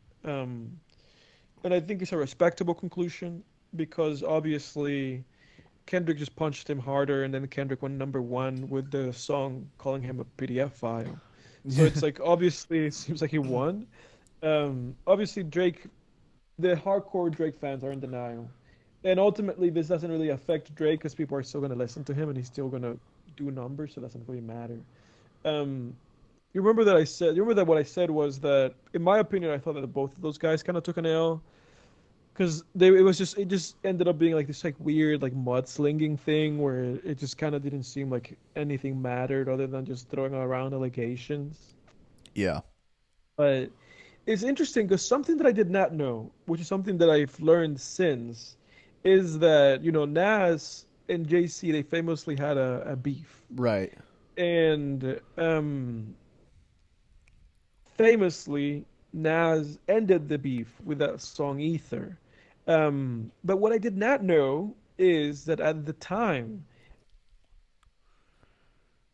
Nas responded with Ether apparently like 3 months after JC like dissed him with whatever diss he had. I don't remember. Right. Yeah, like everything's just instantaneous nowadays. Yeah, because that's what kind of shocked me. Where I was like, wow, That where is it's like crazy, now, man. yeah, where it's like now with this beef, it was like Drake, you know Kendrick dissed Drake, and then like 3 weeks later, Drake dissed Kendrick, and then 2 weeks later, Kendrick dissed Drake, and then like a couple days later, Drake dissed him again, and then like 30 minutes later, the Kendrick dissed him again. Right. So it was like so instantaneous and so like it all happened like so quickly that I was like, really, when I heard that, I was like, oh, and the back then between Nas and Jay Z, Nas took 3 months Yeah, to yeah. to diss him. I was like, what? Yeah. Yeah, it's Uh, all well, changed. because they used to only be able to, yeah. That so that's that scene too, right, where he like confesses his feelings to her. It's like Yeah, again, there's no chemistry there.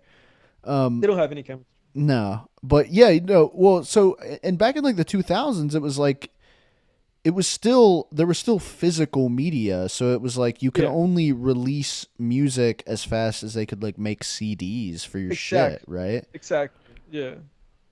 Oh, it's his sister. Yeah. Oh my god, look at that close up. He's like, this be the last day that I see that this happens. I mean, that guy just looks like a nice enough guy too. I mean, That it's not like he's close being up, disrespectful to his that sister or close up anything. of his eyes Yeah. just says it all. Like, I am going to kill this man. Oh, this guy's the shit. Mel, the cop. This is when he Bernstein. squeezes Tony right here. He's just like, dude, he disrespects the shit out of Tony. Just squeezes him, like makes it basically is like you gotta like pay me to keep my mouth shut here. And it's funny because he came out from behind Tony. He just like smacked him, and Yeah, Tony's like really jumpy right now because he just kind of jumped when he yeah. did that. Which it really tells you that this guy doesn't respect Tony. He's like, I Oh don't care, yeah, which is funny because it's like normal people. I guess like like normal citizens, people, everybody else in this movie, and like the mafia guys, like the mobster guy, oh like shit. all of these guys. To all of these guys, Tony's like a big deal. Right, right. There's like a hierarchy. But obviously for this guy who is a fucking detective or whatever, he's like I'm above all this. Yeah, Like I'm above you. I can put you in jail for life. yeah. Oh yeah, dude. I mean, he just called him a racial slur. Like he doesn't give a shit. So, A lot of yayo. This is a great scene.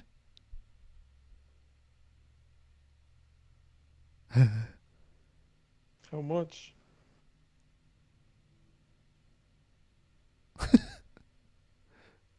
And he's like so frustrated because he just wanted to go and like beat that guy up. Yeah, this is great.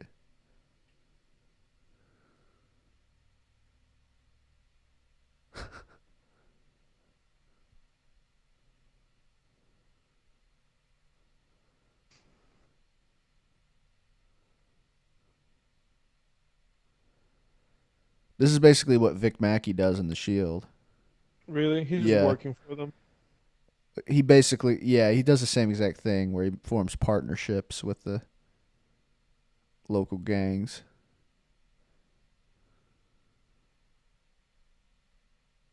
and they'll He feed him up, really is. and then they'll He feed really, him busts. It's the same exact thing. he really is just so like he really is just so preoccupied. Yeah, It's fascinating. I've been thinking about Big Mackey or what is his name? Chickless? What's his name? Michael Chiklis.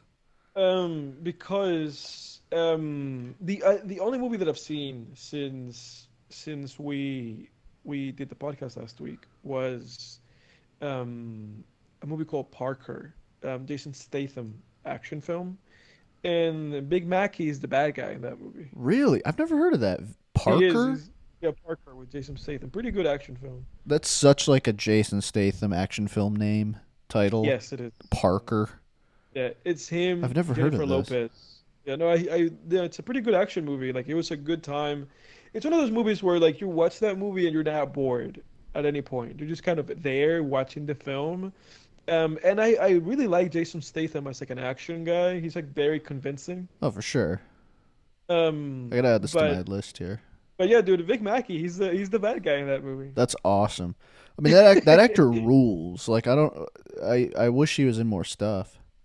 I was surprised because I kept looking at him and I was like, because at the beginning of the movie he's wearing clown makeup, and then like 10 minutes later he like washes it off, Yeah. and then I'm like, is this? I was like, is this Vic Mackey? I just watched that Is this Seinfeld that Humpty he's in Dumpty? too. Is this Big Mackey? Which one? The one where they go to the dinner and like then they don't have a ride, so they're stuck at the dinner party with all the guests gone and just the That's husband right. and wife, and That's the right. husband's That's the Vic one. Mackey. That's the one where she says the thing about the wolf ate him or whatever, right? The what? Isn't that the one where she says like he got eaten by a wolf, like Elaine I think, yeah. or something like that, or like he was eaten by a dog or something like that. Look at She like this. says she like says some like out of pocket stuff in that party.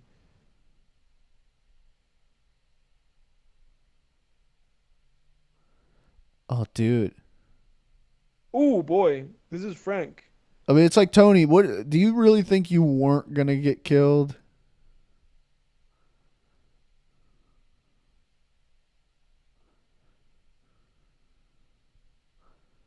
Tony's like, I'm too big for this. If you're in Frank's position at this point, you kind of have to like put your fists up. I think so.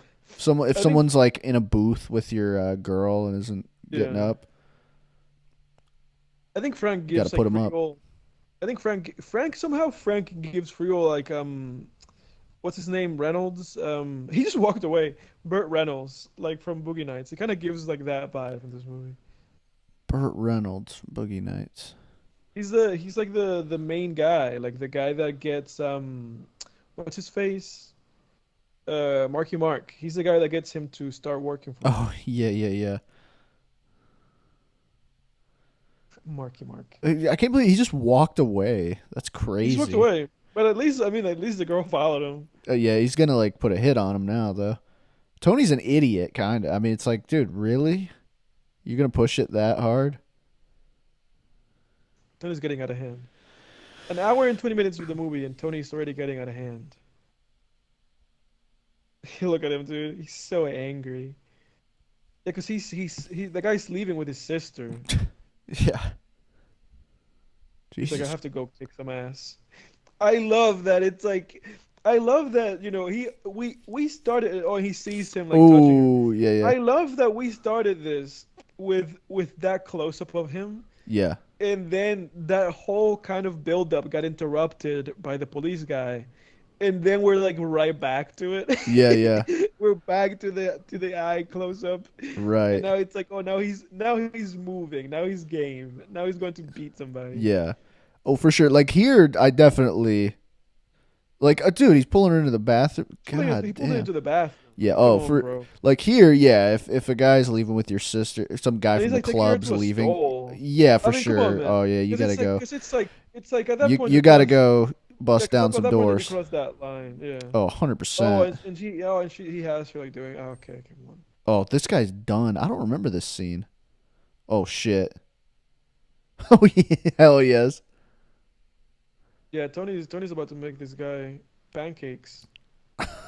Oh Jesus. Oh, yeah, that guy kind of got off easy. He did get off easy. I thought he was gonna like beat him to a pulp. Yeah.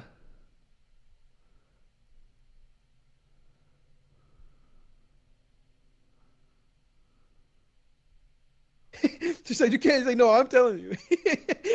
He's like, "I am telling you what to do." It also helps to, have sisters who, make better decisions than that too. Say what? It helps to have sisters that make better Yeah. decisions than this too.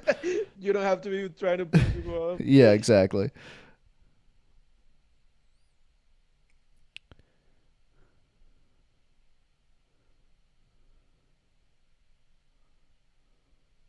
Oof. Oh, yeah, see, but now he's becoming an abuser.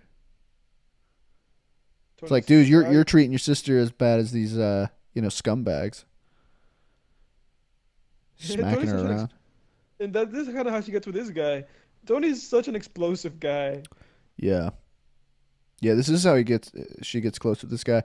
And it's Yeah. funny too because it's like it kind of highlights a character aspect of Tony, sort of this possessiveness. Because again, the thing that comes in later, he sees that "the world is yours" quote,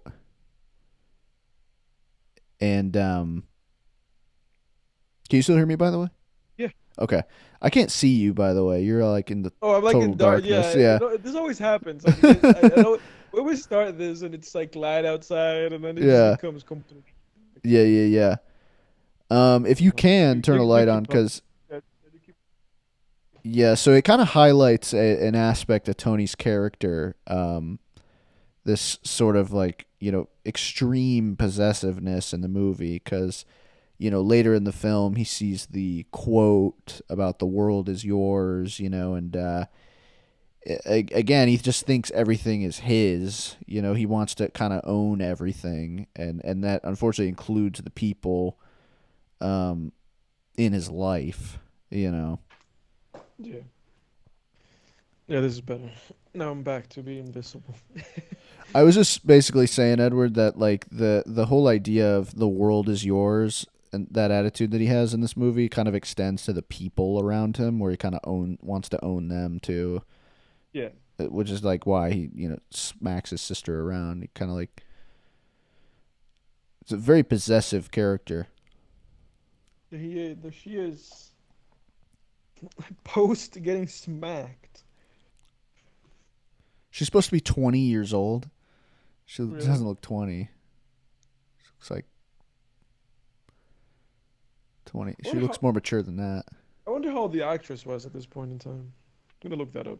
She looks like 30, Or 28 maybe. that cocaine, dude. No, but in a good way. She just looks more mature than 20. Let me see. So this movie came out in '83. We can only assume that this was filmed like in '82. Okay, so if we say this was filmed in '82, Michelle Pfeiffer was born in '58. So in '82, she must have been 24. Am I doing that right? Yeah, I'm doing Wait, that right. so the blonde woman is 24? Yeah, Michelle Pfeiffer is 24 in this movie. What the hell? Michelle Pfeiffer is 66 today. Dude, she looks way more mature than that. She's It 2 also, years younger than me in this movie? yeah, it could also be the makeup though. Like, Yeah, the makeup makes her look way older. yeah, but she's 24. Now let's see how old his sister That dude, was. that's unbelievable.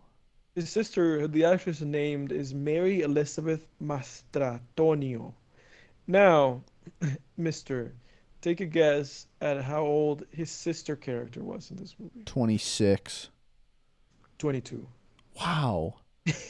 I guess Right? the way they, I think it's the I think makeup. the way they did their hair in the 80s and the Yeah, I think it's the makeup, hair and the yeah. makeup. Because like She was my actually 20. She was 23. Yeah, because like my Yeah. mom grew up. She was a teenager in the '80s, and like there's pictures of like my mom and Jack's mom with that '80s hair right there. And Like they both look older than they yeah, they were. look older than like because at the time they were like 17, 18, but they look older Yeah. than that. Like they look like they're in their like late mid 20s, like late Yeah, no, his 20s. sister is 23.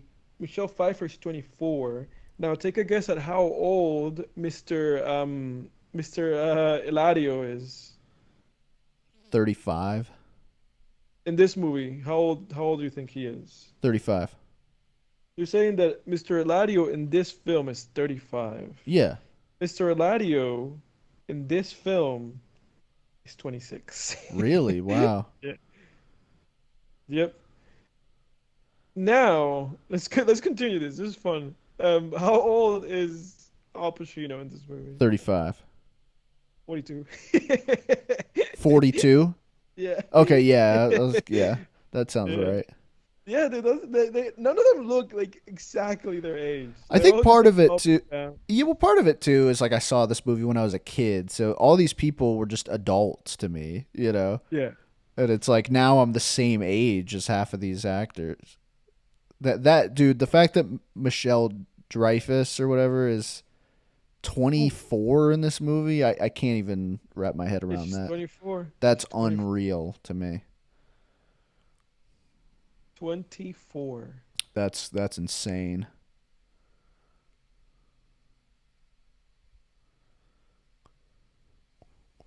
Yeah, Pacino's 42. This is when Tony Bang, bang, bang. badass. That's smart right Showdown, there, dude. dude. Yeah. Like I'm gonna show you so you guys can't walk. He pulls he pulls a Lalo here, dude. He survives his own hit. Got like professional assassins coming after you. You just fuck them up. That And was that that guy was was such a badass scene in Better Call Saul, man. that guy name was F. Juan. What is it? F. Murray Abraham, right? Omar Yeah, Suarez. yeah, yeah. Yeah, that's right. There it Omar is. Suarez. Him and Pacino are the same age. That makes sense.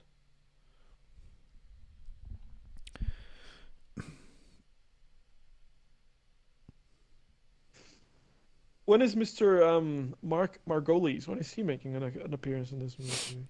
He was in it already. Oh, really? Yeah, he Dude, was you should have pointed it out. Alberto, the Shadow. he was um he was in that scene where they were all having lunch at Sosa's place. Look at Really? Manny getting it, dude. What a G.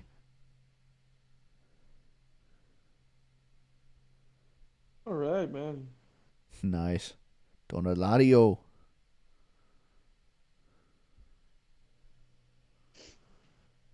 Yeah, I missed Mr. Mark Margolis.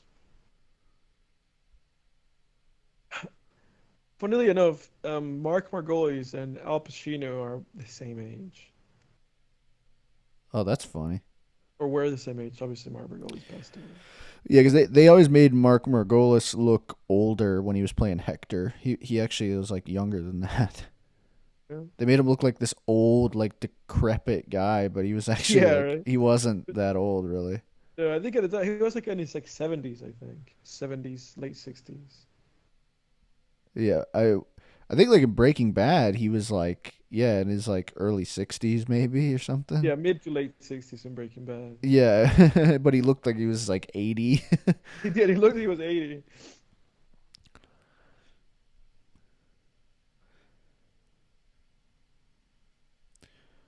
um, What are they yeah, doing? Are they trying to kill Frank? yeah. Oh yeah, yeah. Dude, this scene's great. And Mel is just sitting there like a gangster. Dude, Mel goes out. That cop character, he goes out like a G. Dude, I can't remember this movie at all, man. It's like I'm watching this for the first time. That's awesome.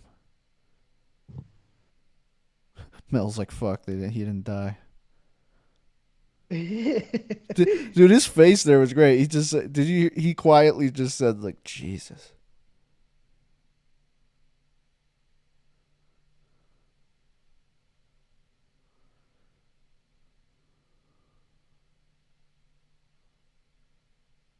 Hello, Mel.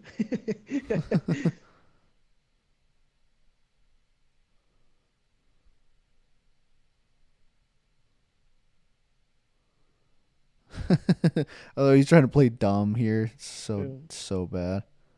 It's interesting though, because the camera we haven't cut. The camera is just kind of moving slowly towards Yeah, Tony.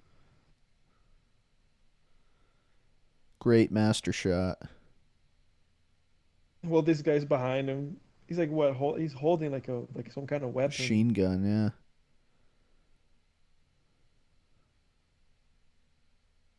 It's not.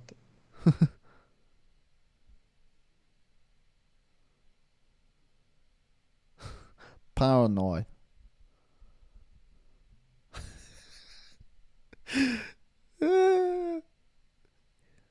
Somebody's calling him at 3 in the morning. Frank's like, oh fuck, at the worst time. It's like someone. It's basically someone calling him to be like the hit failed. Yeah, the hit He's like, failed. I fucking know.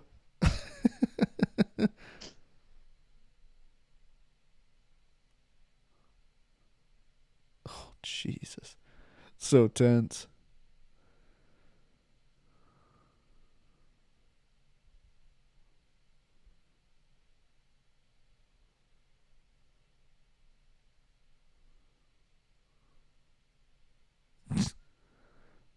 Yeah, I'm gonna be home in an hour.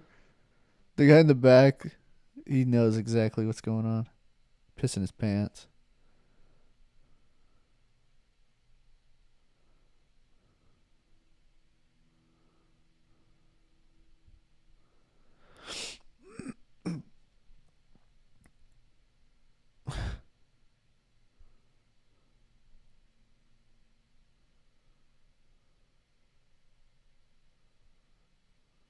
Yeah, Frank, you should have done this sooner. Yeah, for Shouldn't have sure. waited this. And he should have been, he should have, dude, he should have like locked the door until he knew that the hit was successful Mm. or what the result of the hit was. Like he's an idiot. He should have, Because this guy just walked in, Yeah, he was just on the phone like giggling about something. and it's like He they really like underestimated Tony. he underestimated Tony, but it's funny though because they called him like late. If they would have called him like 5 minutes prior, he would have known like, oh, it failed. Right. Like I should lock the door. he Exactly. like he like he was full of himself where he thought that he had gone well. But it's funny because he said to Tony that one of the rules was to not underestimate a guy with too much greed. It's like he said don't underestimate a guy with greed or something like that. Yeah. And it's like, well, you underestimated Tony. Like Tony's the greediest Yeah. guy, Oh and you yeah. underestimated him. Yeah. I love how a second ago he asked Mel to. He's like, Mel, do something. And Mel's just like, it's your tree, Frank. You're Like sitting in it. it's like I ain't Mel's giving going down too, though, dude.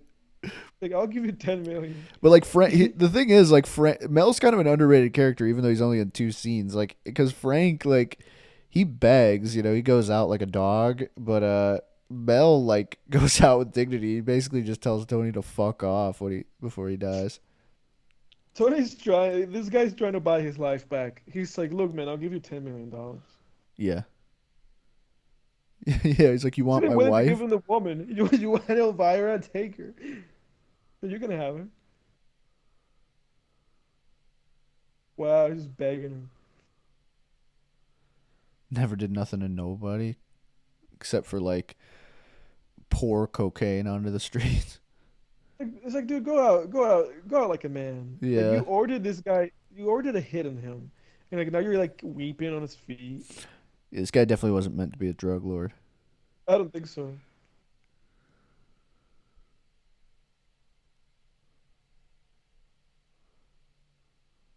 You kill him.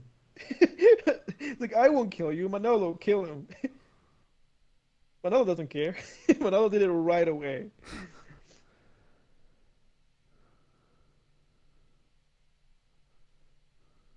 This is great. Mel like thinks he's in the clear. He does. He's like, well, I didn't do anything. It's like he was sitting right there. Every dog has his day. Every dog has his day, huh, Mel?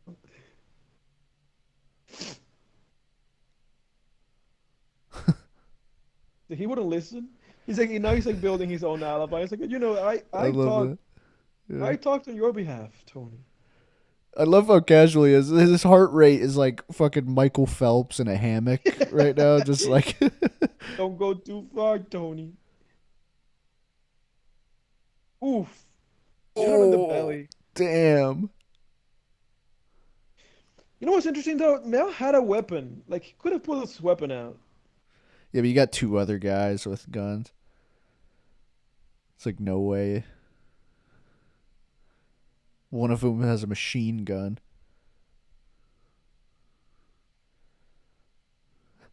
This is great.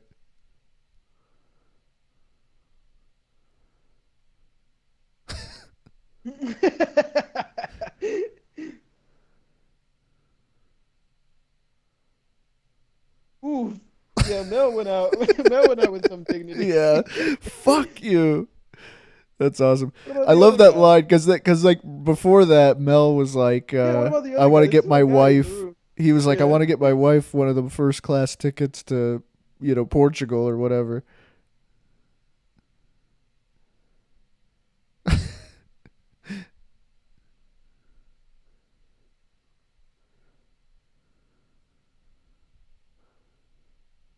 Wow.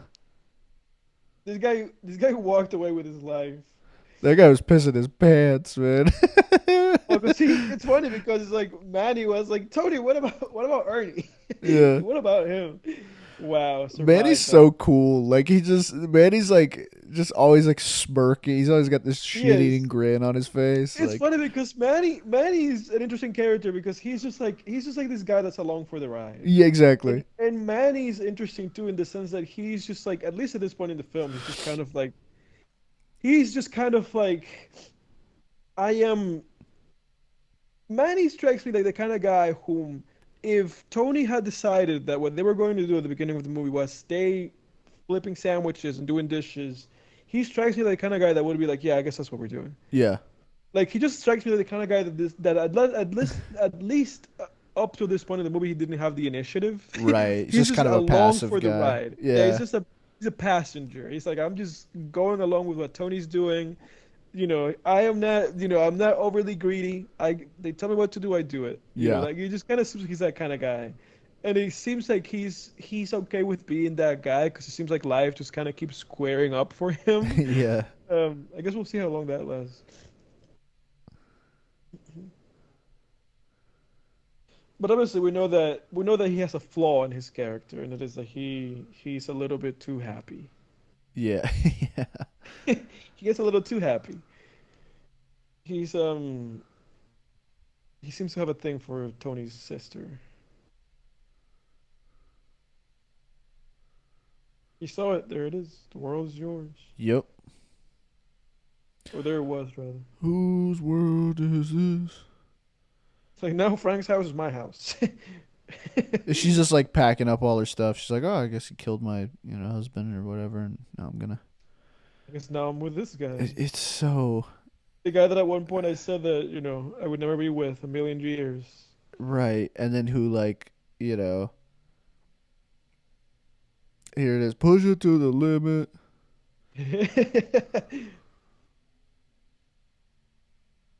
Just a bunch of money. Ba-da-ba-ba. Push it to the limit. What's that to the limit?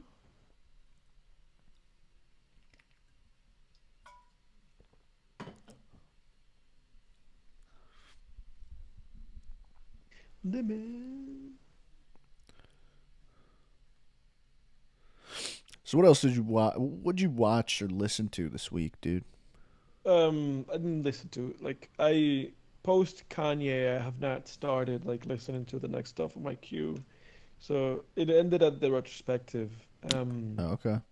And then we, I watched Then we Parker, like I said to you, with Jason Statham. Again, fun action film. I really think that's really the best way to put it. It's like just a fun action movie. It gets a little bit distracted every now and then, but overall, like fun action film. And again, Jason Statham. I love seeing Jason Statham and shit. Every time I see that guy, I'm like, yeah, I'm with it. He's like always very convincing in whatever role he's inhabiting, especially when he's just like supposed to be like an action tough guy. He's good at playing action tough guys. Yeah. Um, and I rewatched the movie Falling Leaves, the Finnish film. Again, I remember I said to you, kind of like absurdist, a little bit, kind of Jim Jarmusch-ian film, like based like that movie Ghost Dog that we watched. Just very Did you slow watch that a couple paced, months ago? just about its own business, drama, like comedy, Falling Leaves. I rewatched that. Great movie. I feel the same way that I did when I watched it the first time. Just really enjoyable, really solid film. Really agree with kind of like what it's saying, like the overall message that the movie has. So yeah, just those two movies. Honestly, just watch those two movies, and I haven't listened to Jack. That's my recap. Look at him. He's like, yeah, yeah, Tony.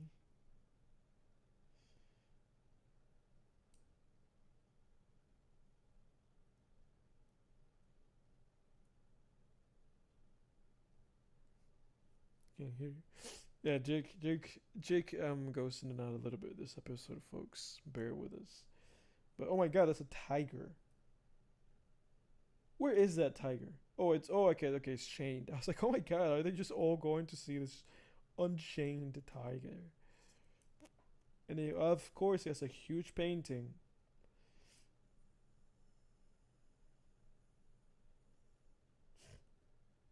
I see. It seems like he's trying to.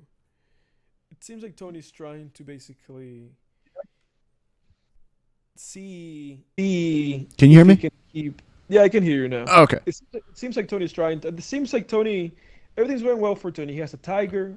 He has a huge painting of him and his wife. Yeah. And it's interesting because there was also that little glimpse through that sequence where, well, not glimpse, but that section where he's like, it seems like he's like buying nice things for his sister.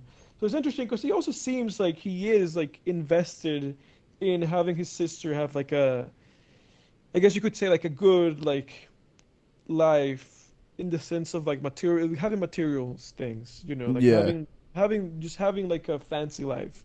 It seems like he's invested in that for her, seemingly trying to keep her away from having to get on like with any of these like mobsters. Yeah. But obviously, little does he know, Manny's like clearly Making Manny his moves.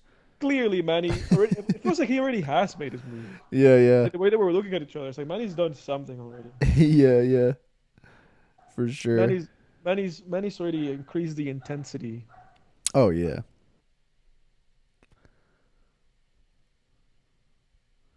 I know the game, man. Okay, so basically at this point in time, we have an hour left of this movie. Um, and it seems like Tony has basically peaked in terms of he's the guy, he has all the money, he has a huge house, Yeah. he has the wife, he has the life, he's the boss. Like Tony has reached this point in the movie now. Fuck you. Tony has reached this point in the movie now where he's the guy. He's the boss man. Like he's the guy at the peak. Yeah. Um, so I guess from here on out, it's really just witnessing how this guy goes down. Exactly. This big ass fucking cigars. I will say something about the crime genre. It's a very repetitive genre theme wise. Mm. It's the same theme every time. It is the same thing every time. It's always a corruption arc. It is. And if it's not a corruption arc, it's a fall arc. Yeah, it is either a corruption arc or a fall arc, and usually includes a drags to riches Right. tale in there. It's It's like, oh, so this poor yeah. guy that ends up being rich by doing mafia work, and then at some point things go down. Yeah.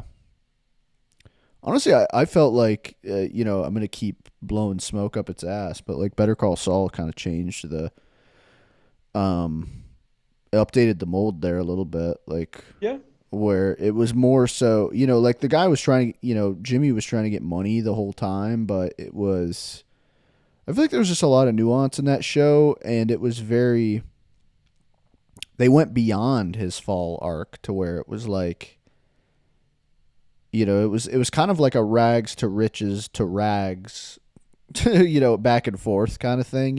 yeah. I don't want to spoil too much, but like or anything, but like Yeah, post Breaking Bad, was like, it's not even a spoiler because the show begins with a scene of him post Breaking Bad, um, where he's like just this kind of like normie.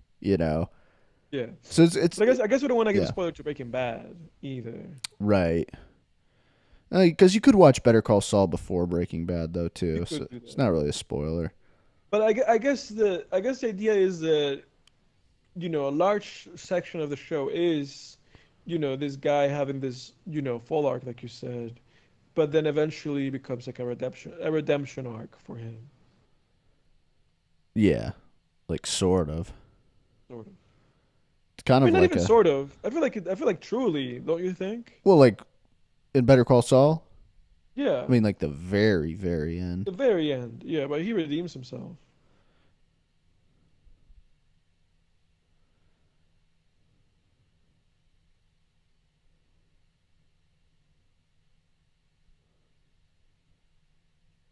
Yeah, but he gets worse before he gets better for He gets sure. worse before he gets better. But it's funny because like Breaking Bad doesn't have that. Like Breaking Bad truly is just like he doesn't redeem himself in that show.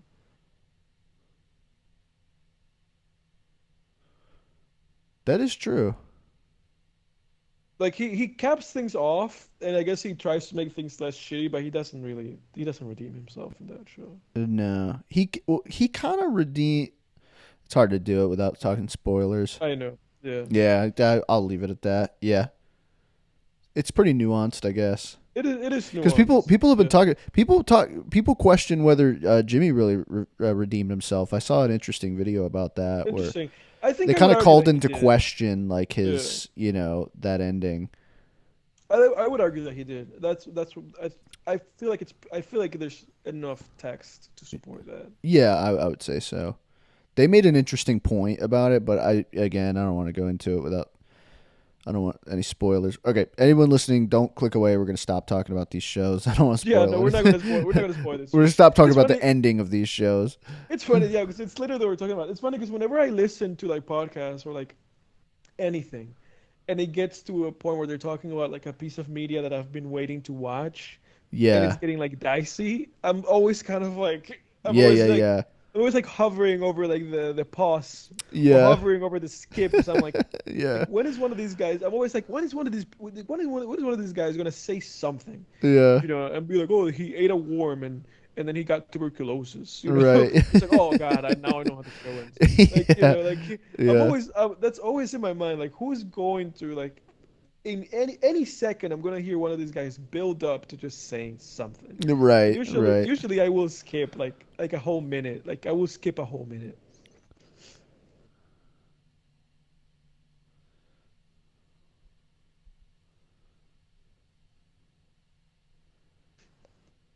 Like recently, there is this guy on YouTube. I don't know if he covered like Tony Montana. I would have to. There's this guy on YouTube. I forget what his name was. I think I might have even found him because of you, so you probably know who it is. But it's this guy that makes like videos. Like I think their videos are called like Understanding Evil or something. You know what I'm talking about? Yeah, analyzing evil. I like that channel. Yeah, that guy. He recently did like a live stream where he like ranks. Yeah. Do you know what I'm talking about? Yep. Yeah, he like ranks all of them like S tier, A tier, B tier, like all these like evil guys. Yep. He did. He And I has two want of those now, right? He He like has where he two of those updated because it. he updated it. That's I funny. I don't found that think. I don't think either of us. I don't think we talked about that channel. I didn't realize I you thought watched I that thought too. I thought I got that because of you. Oh, maybe I showed you that. Yeah. I think you shared that with me. Yeah, because his channel's But great. yeah, no, I'm subscribed to him. And I watched like a large chunk of like his updated live stream, I was like doing chores or like cooking, and I was like listening to it. Yeah. And the reason why I'm bringing it up is because he would get into dicey Yeah, yeah. conversations where he'd be Yeah. like, "Well, you know, in this thing," I'll be like, you know, and I would like You're skip like, to the whoa, whoa, next. whoa, whoa. Yeah, Yeah, I'm like, exactly. no, you like don't like we're not all friends here. Yeah. I'm not seeing all this stuff that you've seen. Don't start blabbering. Yeah, yeah. So don't start yapping about this stuff now. Look at Tony. He's like on his jacuzzi. What a fool! He's in his jacuzzi. I love that face she makes right there, where she just hears them like gossiping about her. Then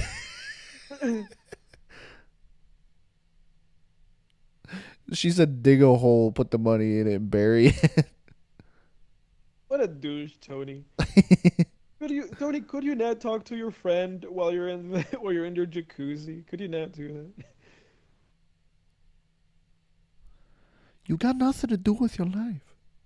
I like this scene. He's right. I mean, yeah, just sitting around the house all day He's right. doing Oh, drugs. let me see. I need to see whether Manny's. Oh shit!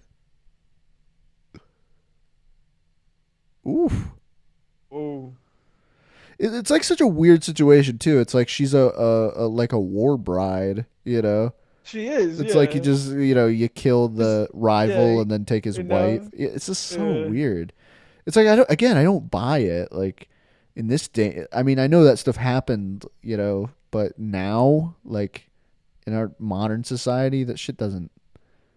it's like, oh, I killed your husband. Now you're my wife. Right. Well, because that would happen. Like, it was the woman didn't have much of a choice in it when that would Right. happen in Right. ancient times, and then, it would probably sometimes it would become like a Stockholm syndrome thing, I guess. But like here, it's just again, it's like He said it. why? Though. You like the ladies more than the money. Yeah.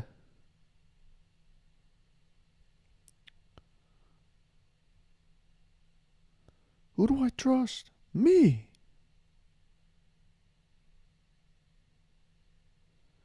I was listening to a Chief Keef song today off of the first Almighty So album, and he quotes this scene. Like this part right here, he quotes. Come on, Tony. You're not that impressive. It says here, Manny Rivera, Tony's friend and right hand man. Yeah, so he's just his friend. He's not his cousin or anything like that. I think it would have been interesting if he was his cousin.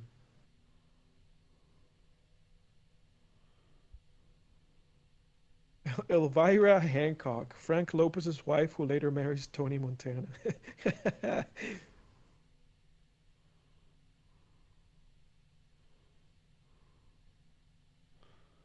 You know how they describe Tony's relationship to his sister in Wikipedia? No. It says Tony's sister, her name is Gina. Tony's sister, of whom he is overprotective. Yeah. That's it. That's all it says. But also slaps her too. It's like, oh, what the fuck's going on? Miriam Colon as Mama Montana, Tony's disapproving mother.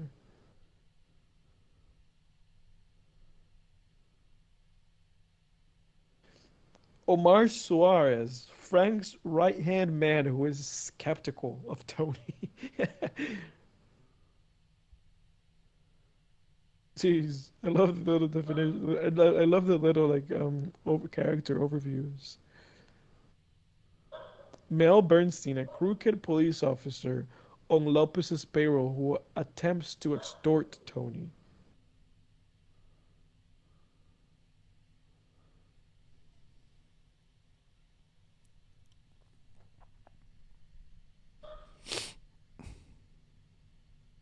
Hmm. This is great. The second he says something incriminating here, they're just like, freeze! Get on the ground!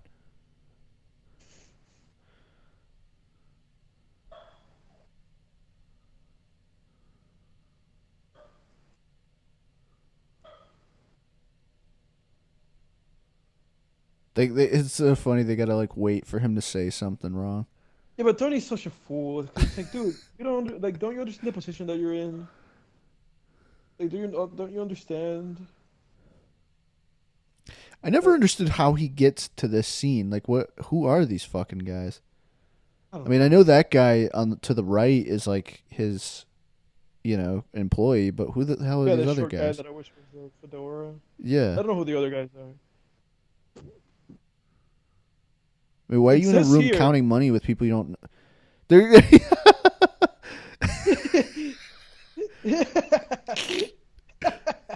Rico. Got you on RICO charges, bro. It says here that because Oliver Stone wrote the script. Yeah. And it says here that Oliver Stone wrote the script while struggling with his own. He says here while battling his own cocaine addiction. Whoa. Holy Yeah, shit. Man, all those writers in the 80s were addicted to cocaine. Man, Stephen King. Did you know that? Stephen King was I addicted knew to that. Of, coke of in the course I 80s. knew that. Of Oh, course I yeah. knew that he was. Yeah, he was like coke, dude. He was alcoholic, pills. He said when he would run out of beer, he would just drink mouthwash. And then it says here that Oliver Stone left the U.S. and moved to Paris to write the script. And he said that he did that because he thought that he believed he could break his addiction. Well, he said he believed he could not break his addiction while in the United States, which is hilarious. Wow. There's just too much of this stuff in the U.S. I gotta get out of here. And so he left, and then he after that he was quoted in 2003 saying that he was off drugs because he said, "I don't think cocaine helps writing. It's very destructive to the brain cells." Yeah.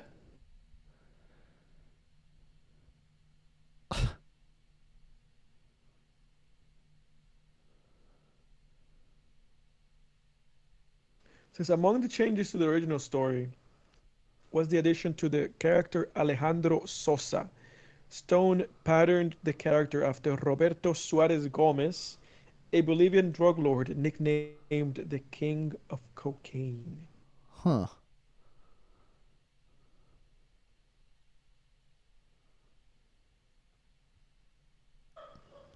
So He's this is in. his lawyer, right? Yeah.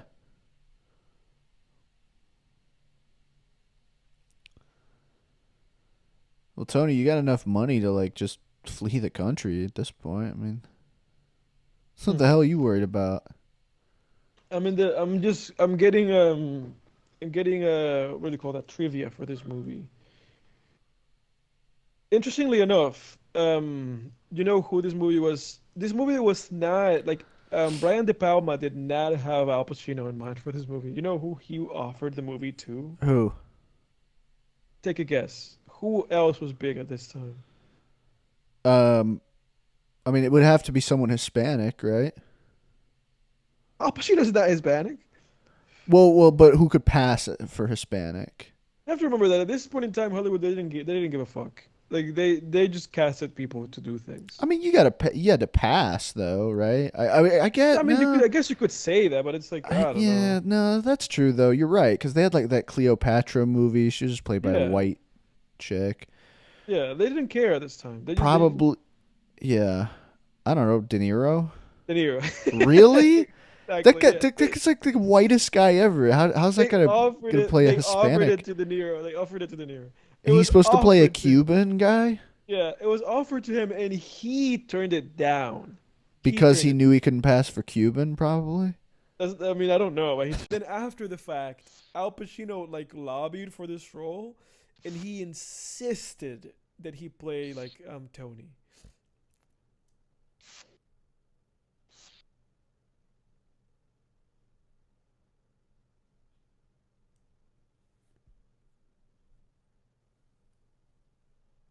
It's hilarious.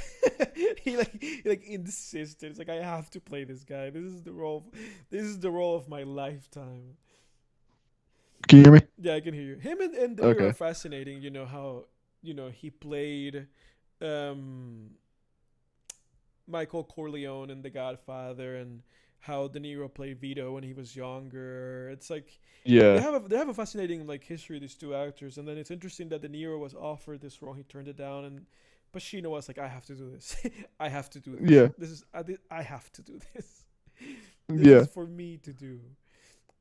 Michelle Pfeiffer at the time was an unknown actress, so she was not. I think she might have done like one thing before that, where she was probably just like a random one dialogue character.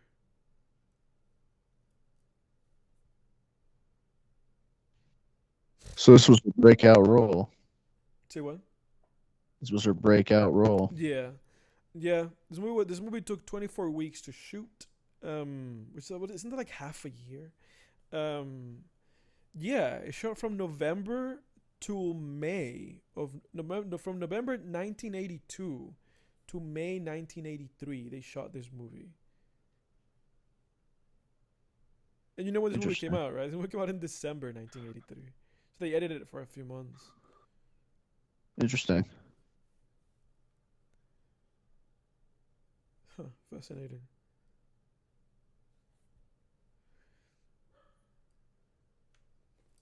It says in October 28, 1983, so basically a month before the movie came out.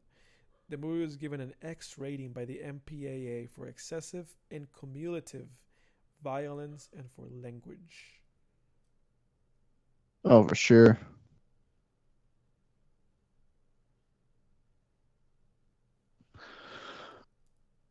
Hang on, you're coming fuzzy, coming in fuzzy again. Let me pop out, pop back in. All right.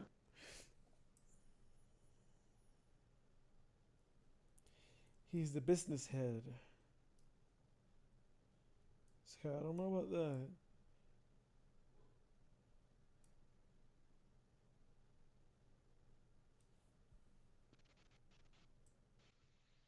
Can you hear me? Yeah, I can hear Uh, you. Jesus Christ. Technical difficulties on this one. The reason it keeps happening to me is because I'm holding my microphone in my hand and the Yeah. cord, like, I need to Well, get a new that's what I cord. said to you This before cord we got began this. I fucking said to you, damaged. like, are you sure this is not gonna cause you technical issues that you're holding that thing? Yeah. Sounds There very he is, short. right there. Mark Oh yeah, there Margolis. he is. Oh my God, there he is. It's his face. There he is. Any second now. Any second now, he's gonna start screaming, "Salamanca blood! Yeah, yeah.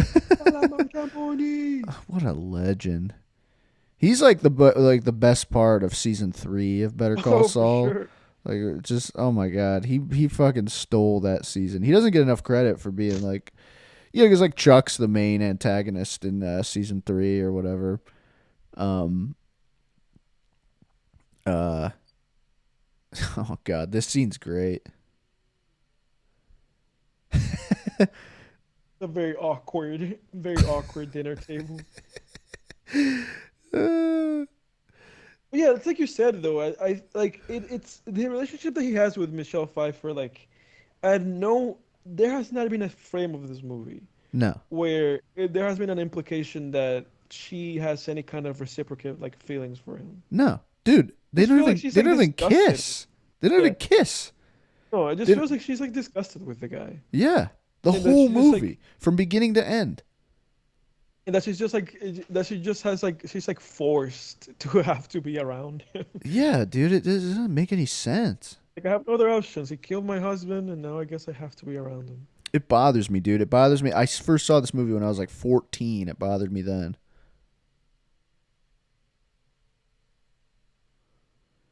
I love how she's just not doing anything and he just gets pissed at her. She's just like there. Yeah, she's just like she just keeps like Sniffing, yeah. sniffing. Yeah.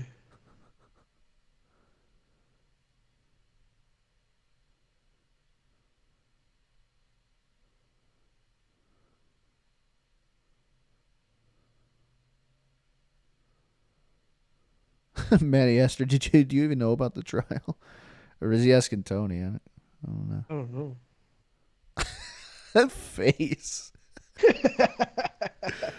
This is it. This is what it's all about.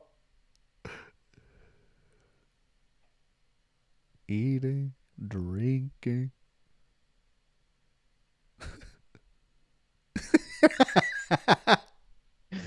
Snorting.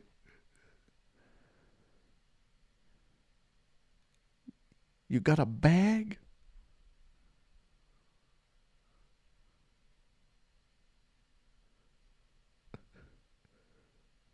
I love Manny in this. He's just laughing. It's interesting here to, I guess, to add a little bit of like the cultural, or what was happening culturally when this movie came out. Uh huh. When this movie came out, some Cuban Americans and Cubans objected to the film's Cuban characters being portrayed as criminals Right. by mostly non-Cuban actors. Right. The Right. film featured a disclaimer. At the time, the film featured a disclaimer following its credits, stating in red, all cap lettering, Scarface is a fictional account of the activities of a small group of ruthless criminals. The characters do not represent the Cuban American community, and it would be erroneous and unfair to suggest that they do. The vast Yeah. majority of Cuban/Americans have demonstrated a dedication, vitality, and enterprise that has enriched the American scene. Isn't that fascinating? Yeah. Yeah. Good for I them. can see that point of view, dude. Oof.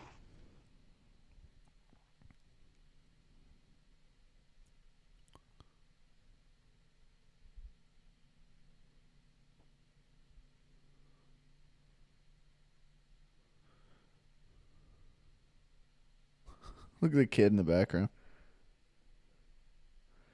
Again, though, it's like Jesus Christ. not to. I'm gonna keep harping on it, but it's like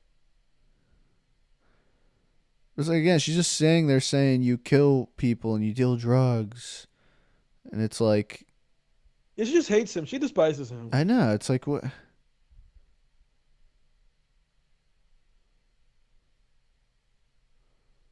the hell's Nick the pig? Is that one of his friends?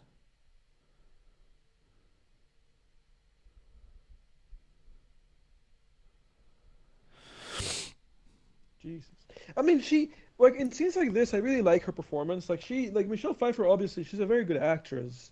Um, it's unfortunate that she was given like a lot of really poor like scenes and dialogue in this movie outside of scenes like this, and it's also unfortunate, how that there's just like no sense of visibility or chemistry in their relationship that she has with Tony. No, no, not at all. It's funny, man. Too like I like that line though that she said there too, where she's like, like we're losers, and It's it's like, true. man, this guy's Yeah. so rich too, and but it's like, yeah, like having your finances in order is great, and like if you want to get rich, go for it. But it is, Yeah. you know, Doesn't mean it. I have met some, rich people who I consider losers, dude. Yeah. I Yeah. mean, and It's it's fun. I don't say that just out of like that. There's no bitterness there's no that does not come from a place of bitterness. Like, again, I know people who do very well financially that I, love to death, and are great people as well. But like, yeah, dude, uh, like, my ex girlfriend, dude, her family, they were rich, dude. Yeah. They're fucking losers, man. And I don't just say that because like my Big my L. ex, oh dude, they were losers, dude. Like they just like I remember like just all they talked about was what other people had better than them. Like more what other people had. They were like, oh, that's the real money right there. Right. I'm like, dude, you make $1 million a year. Like, the hell? Let me see. I want to go over the main cast of this movie. Don't get out of there, man. You just keep embarrassing yourself. Say goodnight to the bad guy.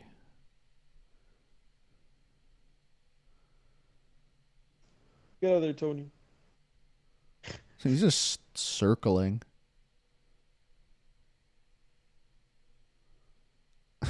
Everybody's just like, please, can somebody get this guy out of here?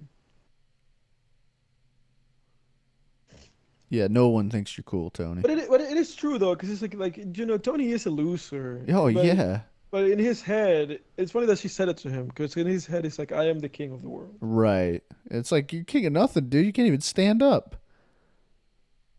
Let me see. There, these are. I have a tab open with all of the named characters in this film. Like every character that has a name for the bill. So I just want to see like how many of these guys are actually Cuban. Um, a guy that plays a character named Chichi. He's Cuban. Angel Salazar. Obviously Salazar, very much a Cuban last name. So he's obviously Cuban. So we have one out of the cast. Um, Michael P. Morgan. Obviously, this guy's not Cuban. This guy's not Cuban. He plays Nick the Pig, so we're not gonna count this guy. Oh, okay. Um, Mark Margolis. Mark Margolis is supposed to be playing a Colombian guy. He's Jewish, But he's Jewish. which is so funny. I remember learning that he's Like, supposed to be what? Mexican in Better Call Saul. He's just some Jewish guy Yeah, from the. yeah, he's just a Jewish guy. Yeah, both his parents too, from Pennsylvania. Yeah, like he's supposed to be playing a Cuban, like a Colombian guy. Obviously, Al Pacino is just an Italian guy. Al Pacino is just Italian. Right. His parents are Italian Americans, and he's an Italian American. Stephen Bauer, the guy that plays Manny. Let me see. He is Cuban. He is a Cuban American. He was born in the U.S. Let me see. No, he was actually born in Cuba. He's a Cuban. Like Manny is Cuban. He's a Cuban fella. So good for him, representing Cubans in Scarface. Let me see. The lady that plays Frank's sister, Mary Elizabeth Mastrantonio. She's Italian. She's not Cuban. Robert Loggia. Who does he play in this movie? 82. He plays Frank Lopez. Frank is Frank implied to be Cuban or anything like that in this movie? Uh, I don't know. Is I mean, he? his last name's Lopez. He's That's Lopez. Hispanic of some kind, but But the actor, he's Italian. interesting.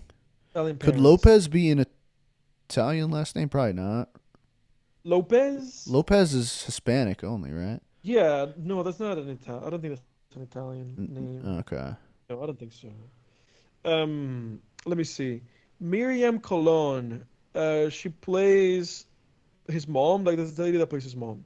Who then also played that character. What do you say in Breaking Bad, right? Better Call Saul. Mm-hmm. The mom, the grandma. Abuelita. Yeah, she's Puerto Rican. That's close enough. It's Yeah. close enough to. Tony's just sitting there eating cocaine. He just ate some. This is the part too. They're gonna blow up the guy's car. He's getting picking up his kids though. So this is when Tony, you know, they keep us on his side a little bit because at least he won't kill kids. And then F. Murray Abraham, he's very clearly also not Cuban. He's said that his parents are from Lebanon, Syria. Oh man. And the guy that plays Sosa, who is also supposed to be Colombian, he's just an American guy. Yeah, that guy does not look. He just looks like a white dude. He's a white dude. He says here that he has a Polish descendancy. Yeah, he looks kind of like Seth MacFarlane a little bit. Yeah. So basically, out of this entire cast of characters, every named character in this movie, only one person is Cuban. It's actually Cuban, and that's Yeah, Manny. which is Manny. Interesting. Here they go, dude. And he's with Hector, right? Yep.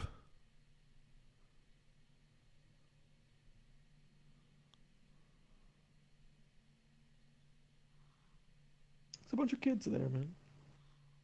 It's a bomb attached to the car. Oh, God.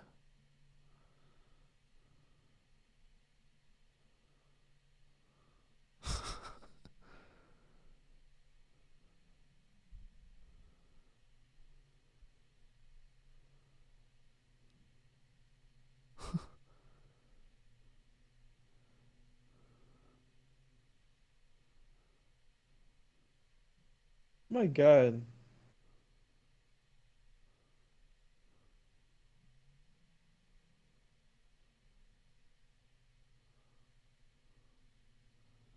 Ten meters.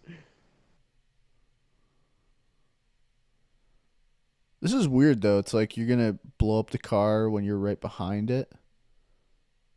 There's kids in that car, man. Like, what's the utility of that? Like, even if there weren't kids in the car, right? It's like, what you're getting close to the car you're blowing up.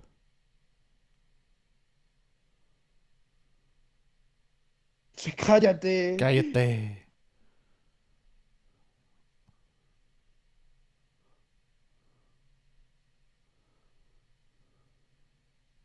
He's like so close.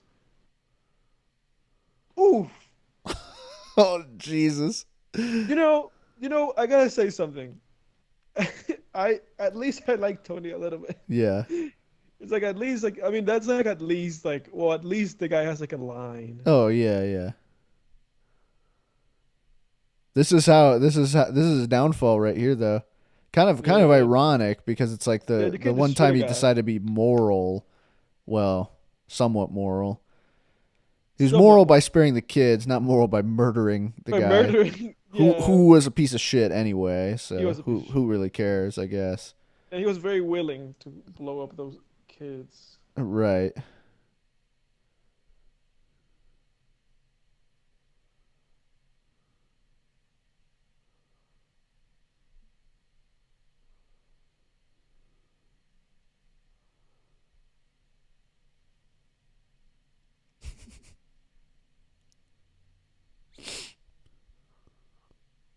Interestingly enough, the guy that the guy that plays Manny, Yeah.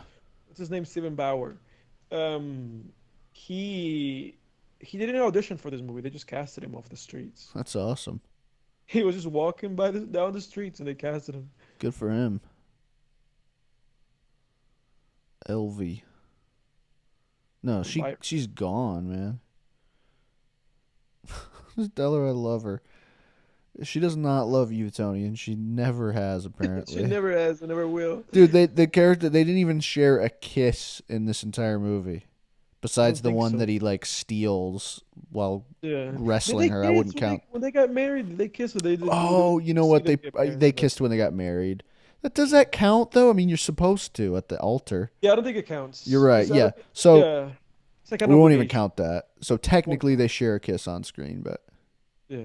It's a technicality. I right. feel like if we add Tony assaulting her and then her kissing him at the wedding, I think maybe we could add that to be one whole kiss. Yeah, two But halves make a whole. yeah. Yeah, but there's like no affectionate scenes between them or anything. Apparently, when this movie was re-released, this movie got a theatrical re-release in 2003. Yeah. It made millions again, like when it went to the movie theater.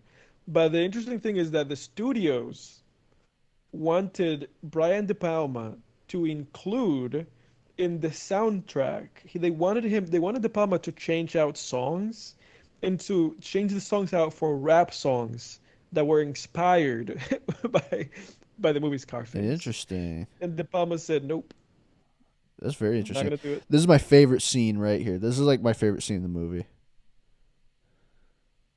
This is great. He's going down.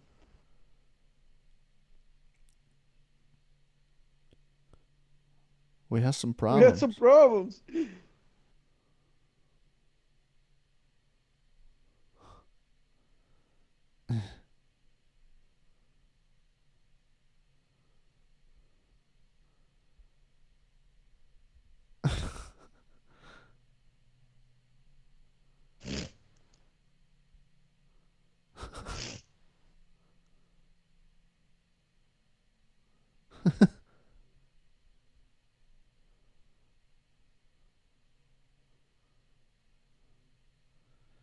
It's just like he's talking to Sosa like Sosa's his employee. Yeah. It's like, dude, Sosa's your boss, bro. Kind of. Yeah, I think he forgot. He's Yeah. treating Sosa like he is, just like in the same level as him, if not below him. Right. You blew it. Oh my god. Oof. Sosa just hangs up on him. Sosa's like, that's it. This Yeah. is the end of you. It's like, dude, Sosa showed you how he took Suarez on a little airplane ride and then hung him. And poor Suarez lost his shoe. Is this really the guy that you want to mess with? Yeah, exactly.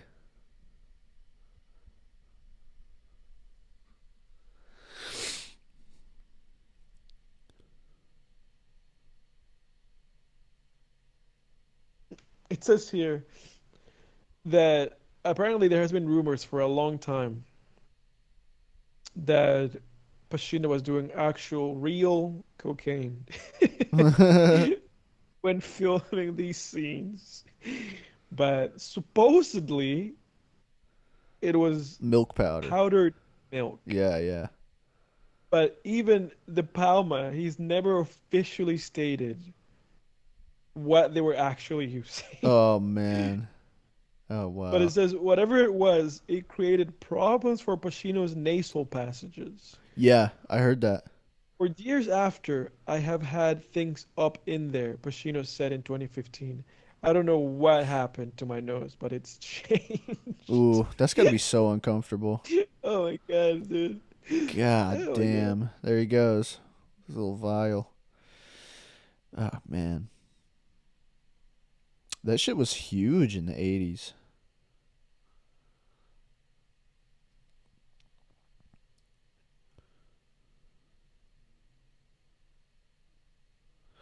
Yeah, speaking of Sosa, I've been listening to some. I've been going back through some of Chief Keef's discography. Sosa?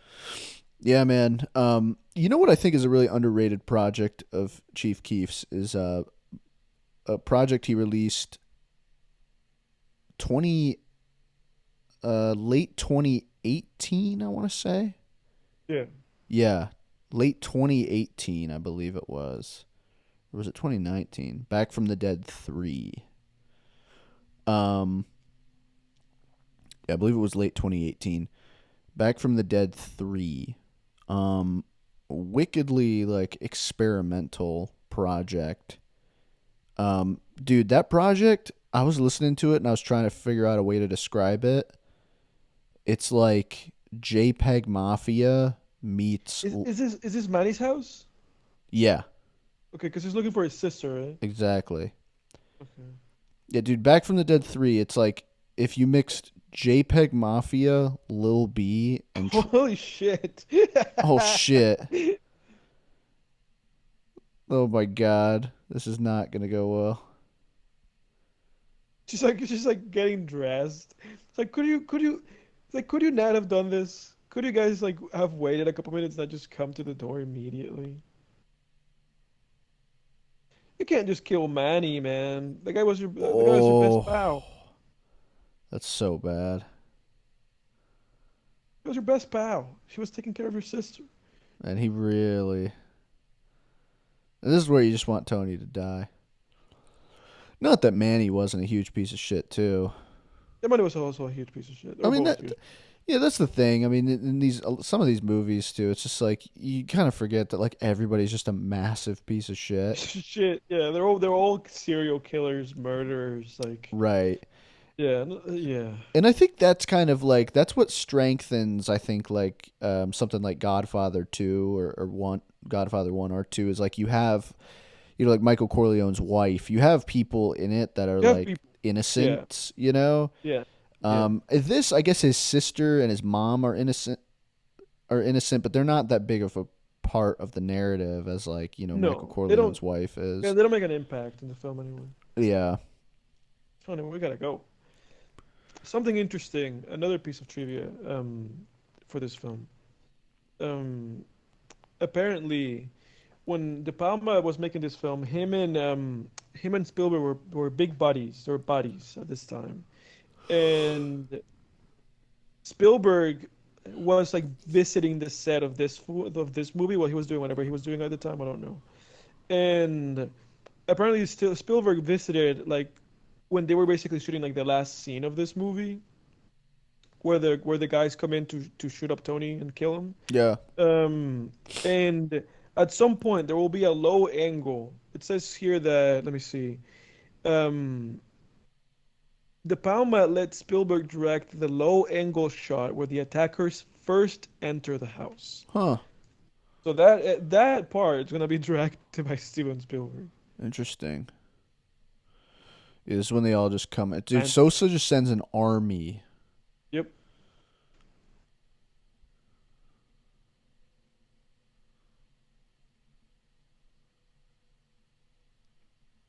But yeah, before things get hectic here, I'm just gonna finish my thought on the Chief Keef project. Um, yeah, Back from the Dead 3. It's a very like under. It's a pretty underrated project as well. I would say. I mean, like most of his projects, it's an underground The project. third one. Yeah, Back from the Dead 3. Back from the Dead 2 is the one that has like Finito on it and the Moral and Yeah. yeah, but Back from the Dead 3, that one even among Chief Keef fans isn't as barely gets like, not even like half the notoriety that like 1 and 2 get. But it was a really good, like, solid evolution. Again, very weird sounds, very experimental. The way I would describe the project, the best way I can come up with is it's like if you put in a blender JPEG Mafia, Lil B, and Travis Scott in a blender, you'd Hmm. get Back from the Dead 3 or something like. Really? You'd get That's something an like it. interesting combination. Yeah, that's the only way I could describe that project. It's like wickedly psychedelic and like darkly psychedelic too. And there's some like they're very kaleidoscopic, just like and there's certain songs that just sound like a bad trip.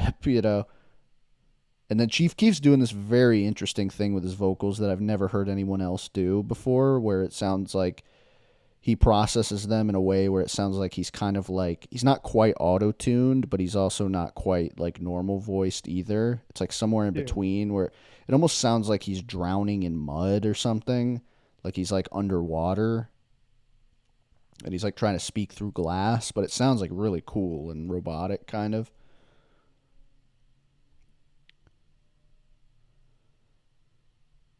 But anyway, those are my thoughts on that. Look at him. Just a mountain of cocaine. Yeah. It's like, how has this guy not had a heart attack? It's like, dude, Sosa didn't even need to waste the money on on an army. It's like this guy would have just died anyway.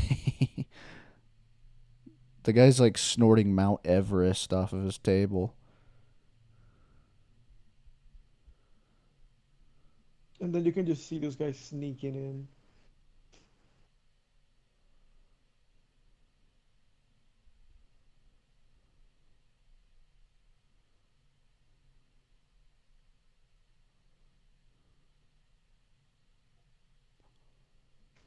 Look at all that cocaine. You know who is like a modern actor that I feel like could have played this? Or not modern, but like, like a guy from the last like 20, 30 years that I Who think could have Willem Dafoe. could have played Tony Montana? Yeah, I think he could have. You think so? Yeah. I mean, not like if they did like an Irish mobster or something. I don't think Willem. I could not see Willem Dafoe doing like a I feel like if Hispanic you or like if you, I feel like Italian or anything like if you that. transport Willem Dafoe to this time and then you cast him instead of you cast him instead of Pacino, I think he could have done it. Oh man, I don't know. I believe in Willem Dafoe. Oh god, that's the thing. Like people have been talking about like whitewashing for a while, and I Yeah. I gotta agree. Like it is so corny. If nothing else, it's like there's obviously the just sort of like the more socio-political aspects of it too. But like if nothing else, it's just cringe as fuck It is. as Yes. well. Just being like, oh, this we're gonna try to pass this white guy off as like you know a Japanese man or something. It's like I don't think so.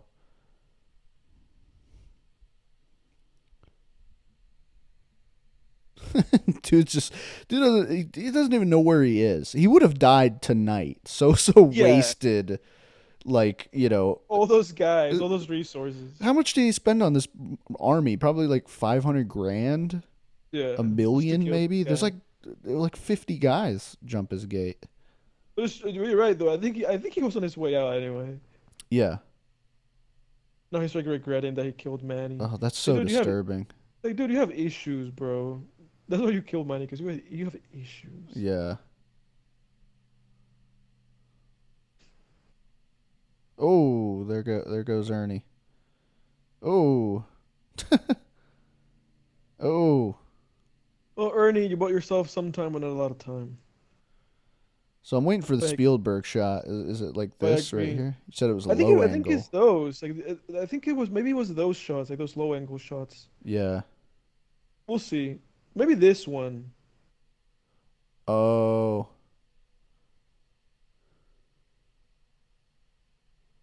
I think it was one of those. I think it was definitely one of those that we just saw. Yeah.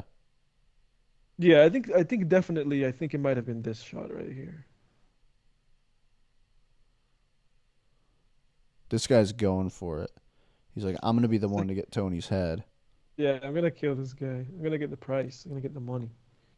Then Tony's sister comes in and gets fucked up. Interestingly enough, apparently, when Al Pacino was using the gun that he uses, his little friend gun, Mm-hmm. um, Pacino hurt his hand. Like apparently the gun like blew up in his hand or something, Mm. and they had to stop shooting for a few weeks.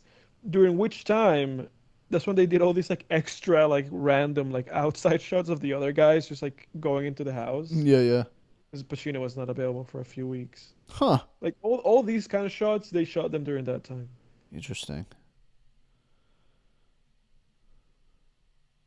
Oh, She's like, "This is what you want, Tony." so weird. Yeah.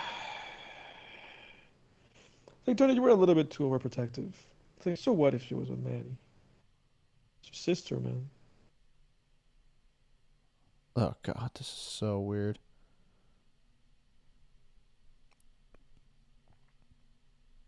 Should have given Manny the blessing. You and him were like brothers. Yeah, and his sister, she looked happy with him. She did. But yeah, no, these guys think I'm shooting them. She's shooting them. This guy's just like, what the fuck's going on in here?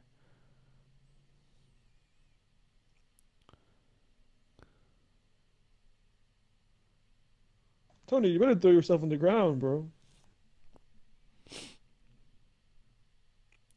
Ooh, Ooh. It's so funny. He got shot. He just goes, ow. oof.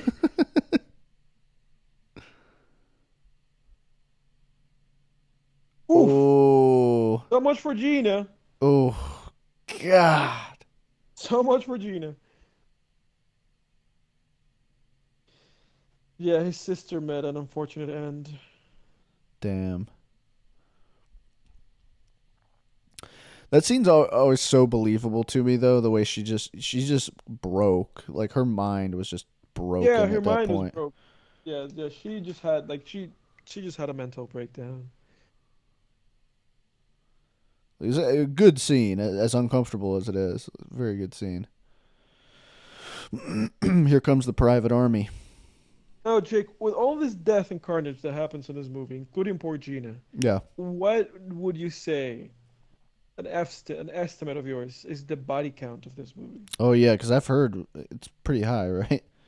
The F bomb count is pretty high. I know that. The F1 count's pretty high. You can guess both of those if you want to. I have the numbers pulled out. The F bomb count is it's like the second highest in movie history, right? Besides Wolf of Wall Street. I don't know. I don't know. I I believe. don't I know. think Wolf of Wall Street is I know they said it a first. lot in there. Yeah.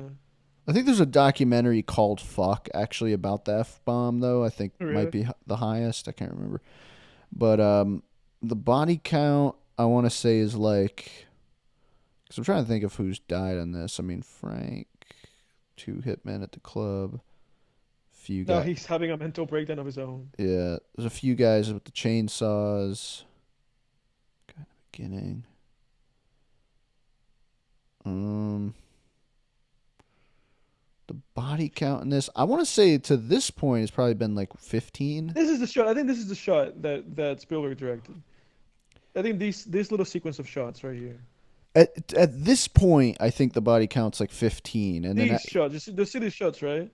Yeah, yeah. Like those low angle shots. I think that's what they were talking about. Okay. But what did you say about the body count? I'm sorry. The body count, I think at this point it's got to be like what, 15 or something. But then he kills a bunch of these guys, so it goes up to like probably 35 maybe. What is it? 35? 40? You think he kills 20 of these guys? He kills like a good number of them. I mean, he's got a grenade launcher. He kills like 5 of them with the grenade and then like probably 10 after that. So, Yeah. what's the body Yeah, count? I feel like a lot of it I skyrockets here, like you said. I think a lot of them die around here. Yeah. What's your final guess? 40.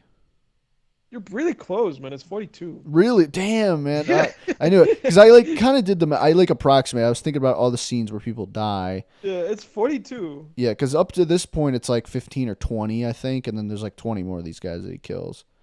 Yeah. Yeah, 42 of those guys. What about the F-bombs? How many do you think they dropped in this movie? 150. 150, final guess? Yeah. 207. 207. I'm pretty close. I'm in the neighborhood. Because he's like saying it every other line of dialogue he's saying. Oh, for sure. I'm a big F-bomb writer. I write a lot of F-bombs.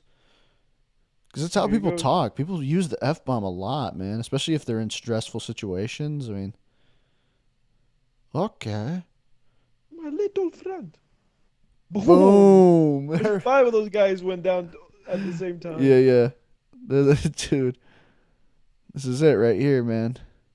The climactic scene. I mean, he looks pretty like he's pretty intimidating in this scene.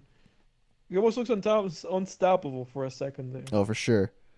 Well, yeah, and then in a few minutes, like, he just starts taking bullets, and he just stands, like, they're taking him. It's like, fuck. Yeah, just by himself, I think he killed like 6 guys, 7, 8, 9 guys. Oh. Ooh, 10 guys, Damn. 11 guys. I mean, you were right. Like he starts putting up some numbers. Putting up some numbers. 12 guys. He starts running up the score. I mean, dude, 13, 14, 15. Like just him himself, he's killed 15 guys. Like I think he really stepped and was like, we've been doing like rookie numbers here. We need to level up these numbers. Yeah, yeah. Those are rookie numbers in this racket. Just using a dead body as cover. It's kind of funny because sometimes in movies people use a body as like a human shield. Damn. Yeah, that's 20 guys right there. Would a human body even work as a human shield though? Because bullets usually go through a It body depends. anyway. It depends. Sometimes they lodge in there, but sometimes they go Yeah. through. There's an exit one. Yeah. Yeah. It depends. I think it depends on the kind of weapon you're being shot with. Yeah, it definitely depends on the gun, I guess. This guy's like, I have a mission. This guy's like the fucking Terminator. Yeah. Yeah, he is. I think he's called the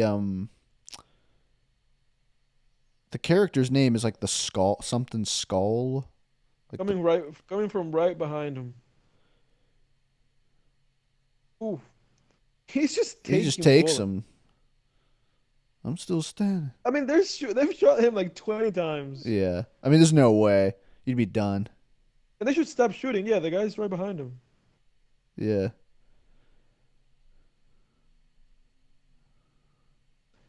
Ooh. At that point, he was like a horror movie character because Yeah. he's like unkillable. Oh yeah. He just keeps shouting and like flapping his hands around. That Hitman guy's pretty cool. He only gets like 2 scenes in this. He kills Omar, hangs him from the helicopter, and then this scene, and that's pretty much it. The character's name. Do you still have the cast pulled The up? world It's is like yours. it's like something Skull or something. I don't know. Let me see. Scarface cast. Yeah, you can find that quicker than I can. I just have like the trivia stuff open. Scarface cast, and I wonder if that actor's been in anything else. Frank Lopez, Chi-Chi. The Skull. The Skull. And that's What's the it called? film, everybody. Yeah, that's it. Scarface. That's it, guy. Remember Scarface? Do you remember Scarface? The Do guy's you? he's played by Gino Silva. Seems like that's his. That's what he's best known for. The skull of Scarface. Yeah, guys. Thanks for tuning in to Film Thanks for tuning in. Tangents. Yeah, just a We'll bit of go to the credits together. yeah. Um, well, what do you rate Scarface, Edward, after watching it? I saw Scarface when I was a teenager, like you. I was a teenager when I first saw this movie. Obviously, I knew of it. Yeah, I've seen videos of it since. I've seen scenes of it since. right. We watched it together here again. And like Jake said already, thank you for watching this movie with us. It was fun. It was a fun time. um, Oh yeah, ah, to me, it's kind of like a seven, honestly. yeah. 7, 8, like 7, 8, like strong seven, light 8. That's I'm a kind of light where I'm eight at. on it. I think Yeah. it's hard for me to give it a It's seven because either it's or. so iconic. It's so So iconic. classic, and It's a classic for it's so sure. great. I think sometimes these classics they become so iconic that we kind of take them for granted a little bit Yeah, because we yeah, for forget sure, for sure. we forget how great they really are just because they're iconic, and it becomes normal how great they are almost. Yeah, yeah, yeah, absolutely. You Because know, they set they lose their they set a bar. novelty. Yeah, they set a bar that eventually just becomes like, well, that's just what average is supposed to look like. Right. Yeah. Exactly. But it's like if you watched this for the first time now and you'd never seen all those scenes or whatever from it, or you know, seen it parodied or whatever, it would just be like, "Oh my god, that was fucking amazing." Right. Right? Um yeah, the classics do lose some novelty sometimes. But But I think if I go to my letterbox right now, I think I have this movie as a seven. Um, and who knows? I'll sleep on it, see how I feel about it tomorrow. But I think it is like a 7 or an 8 for me. I'm leaning more towards an 8, but it's like a light 8. It's like just barely an 8. yeah, same here. Same here for sure. It's just barely an 8. I'm feeling I'm feeling yeah, I'm like Fantano. I'm feeling a light 8 on Light this decent 8 one, for this on this movie. project. Yeah. I But think it's a good metric. Because like I watch some movie reviews sometimes, like your movie sucks. And his way of doing it is saying like, oh, it's an 8, but it's closer to a 7 than a 9 or stuff like that. It's like I just say what I like the Fontana way. I like the way of just being like, ah, it's a light 8, yeah, it's yeah. just strong 8. I feel like it Yeah. gives you like a good idea of what the guy's trying to say without saying too much. Yeah, for sure. What you got for us next week, man?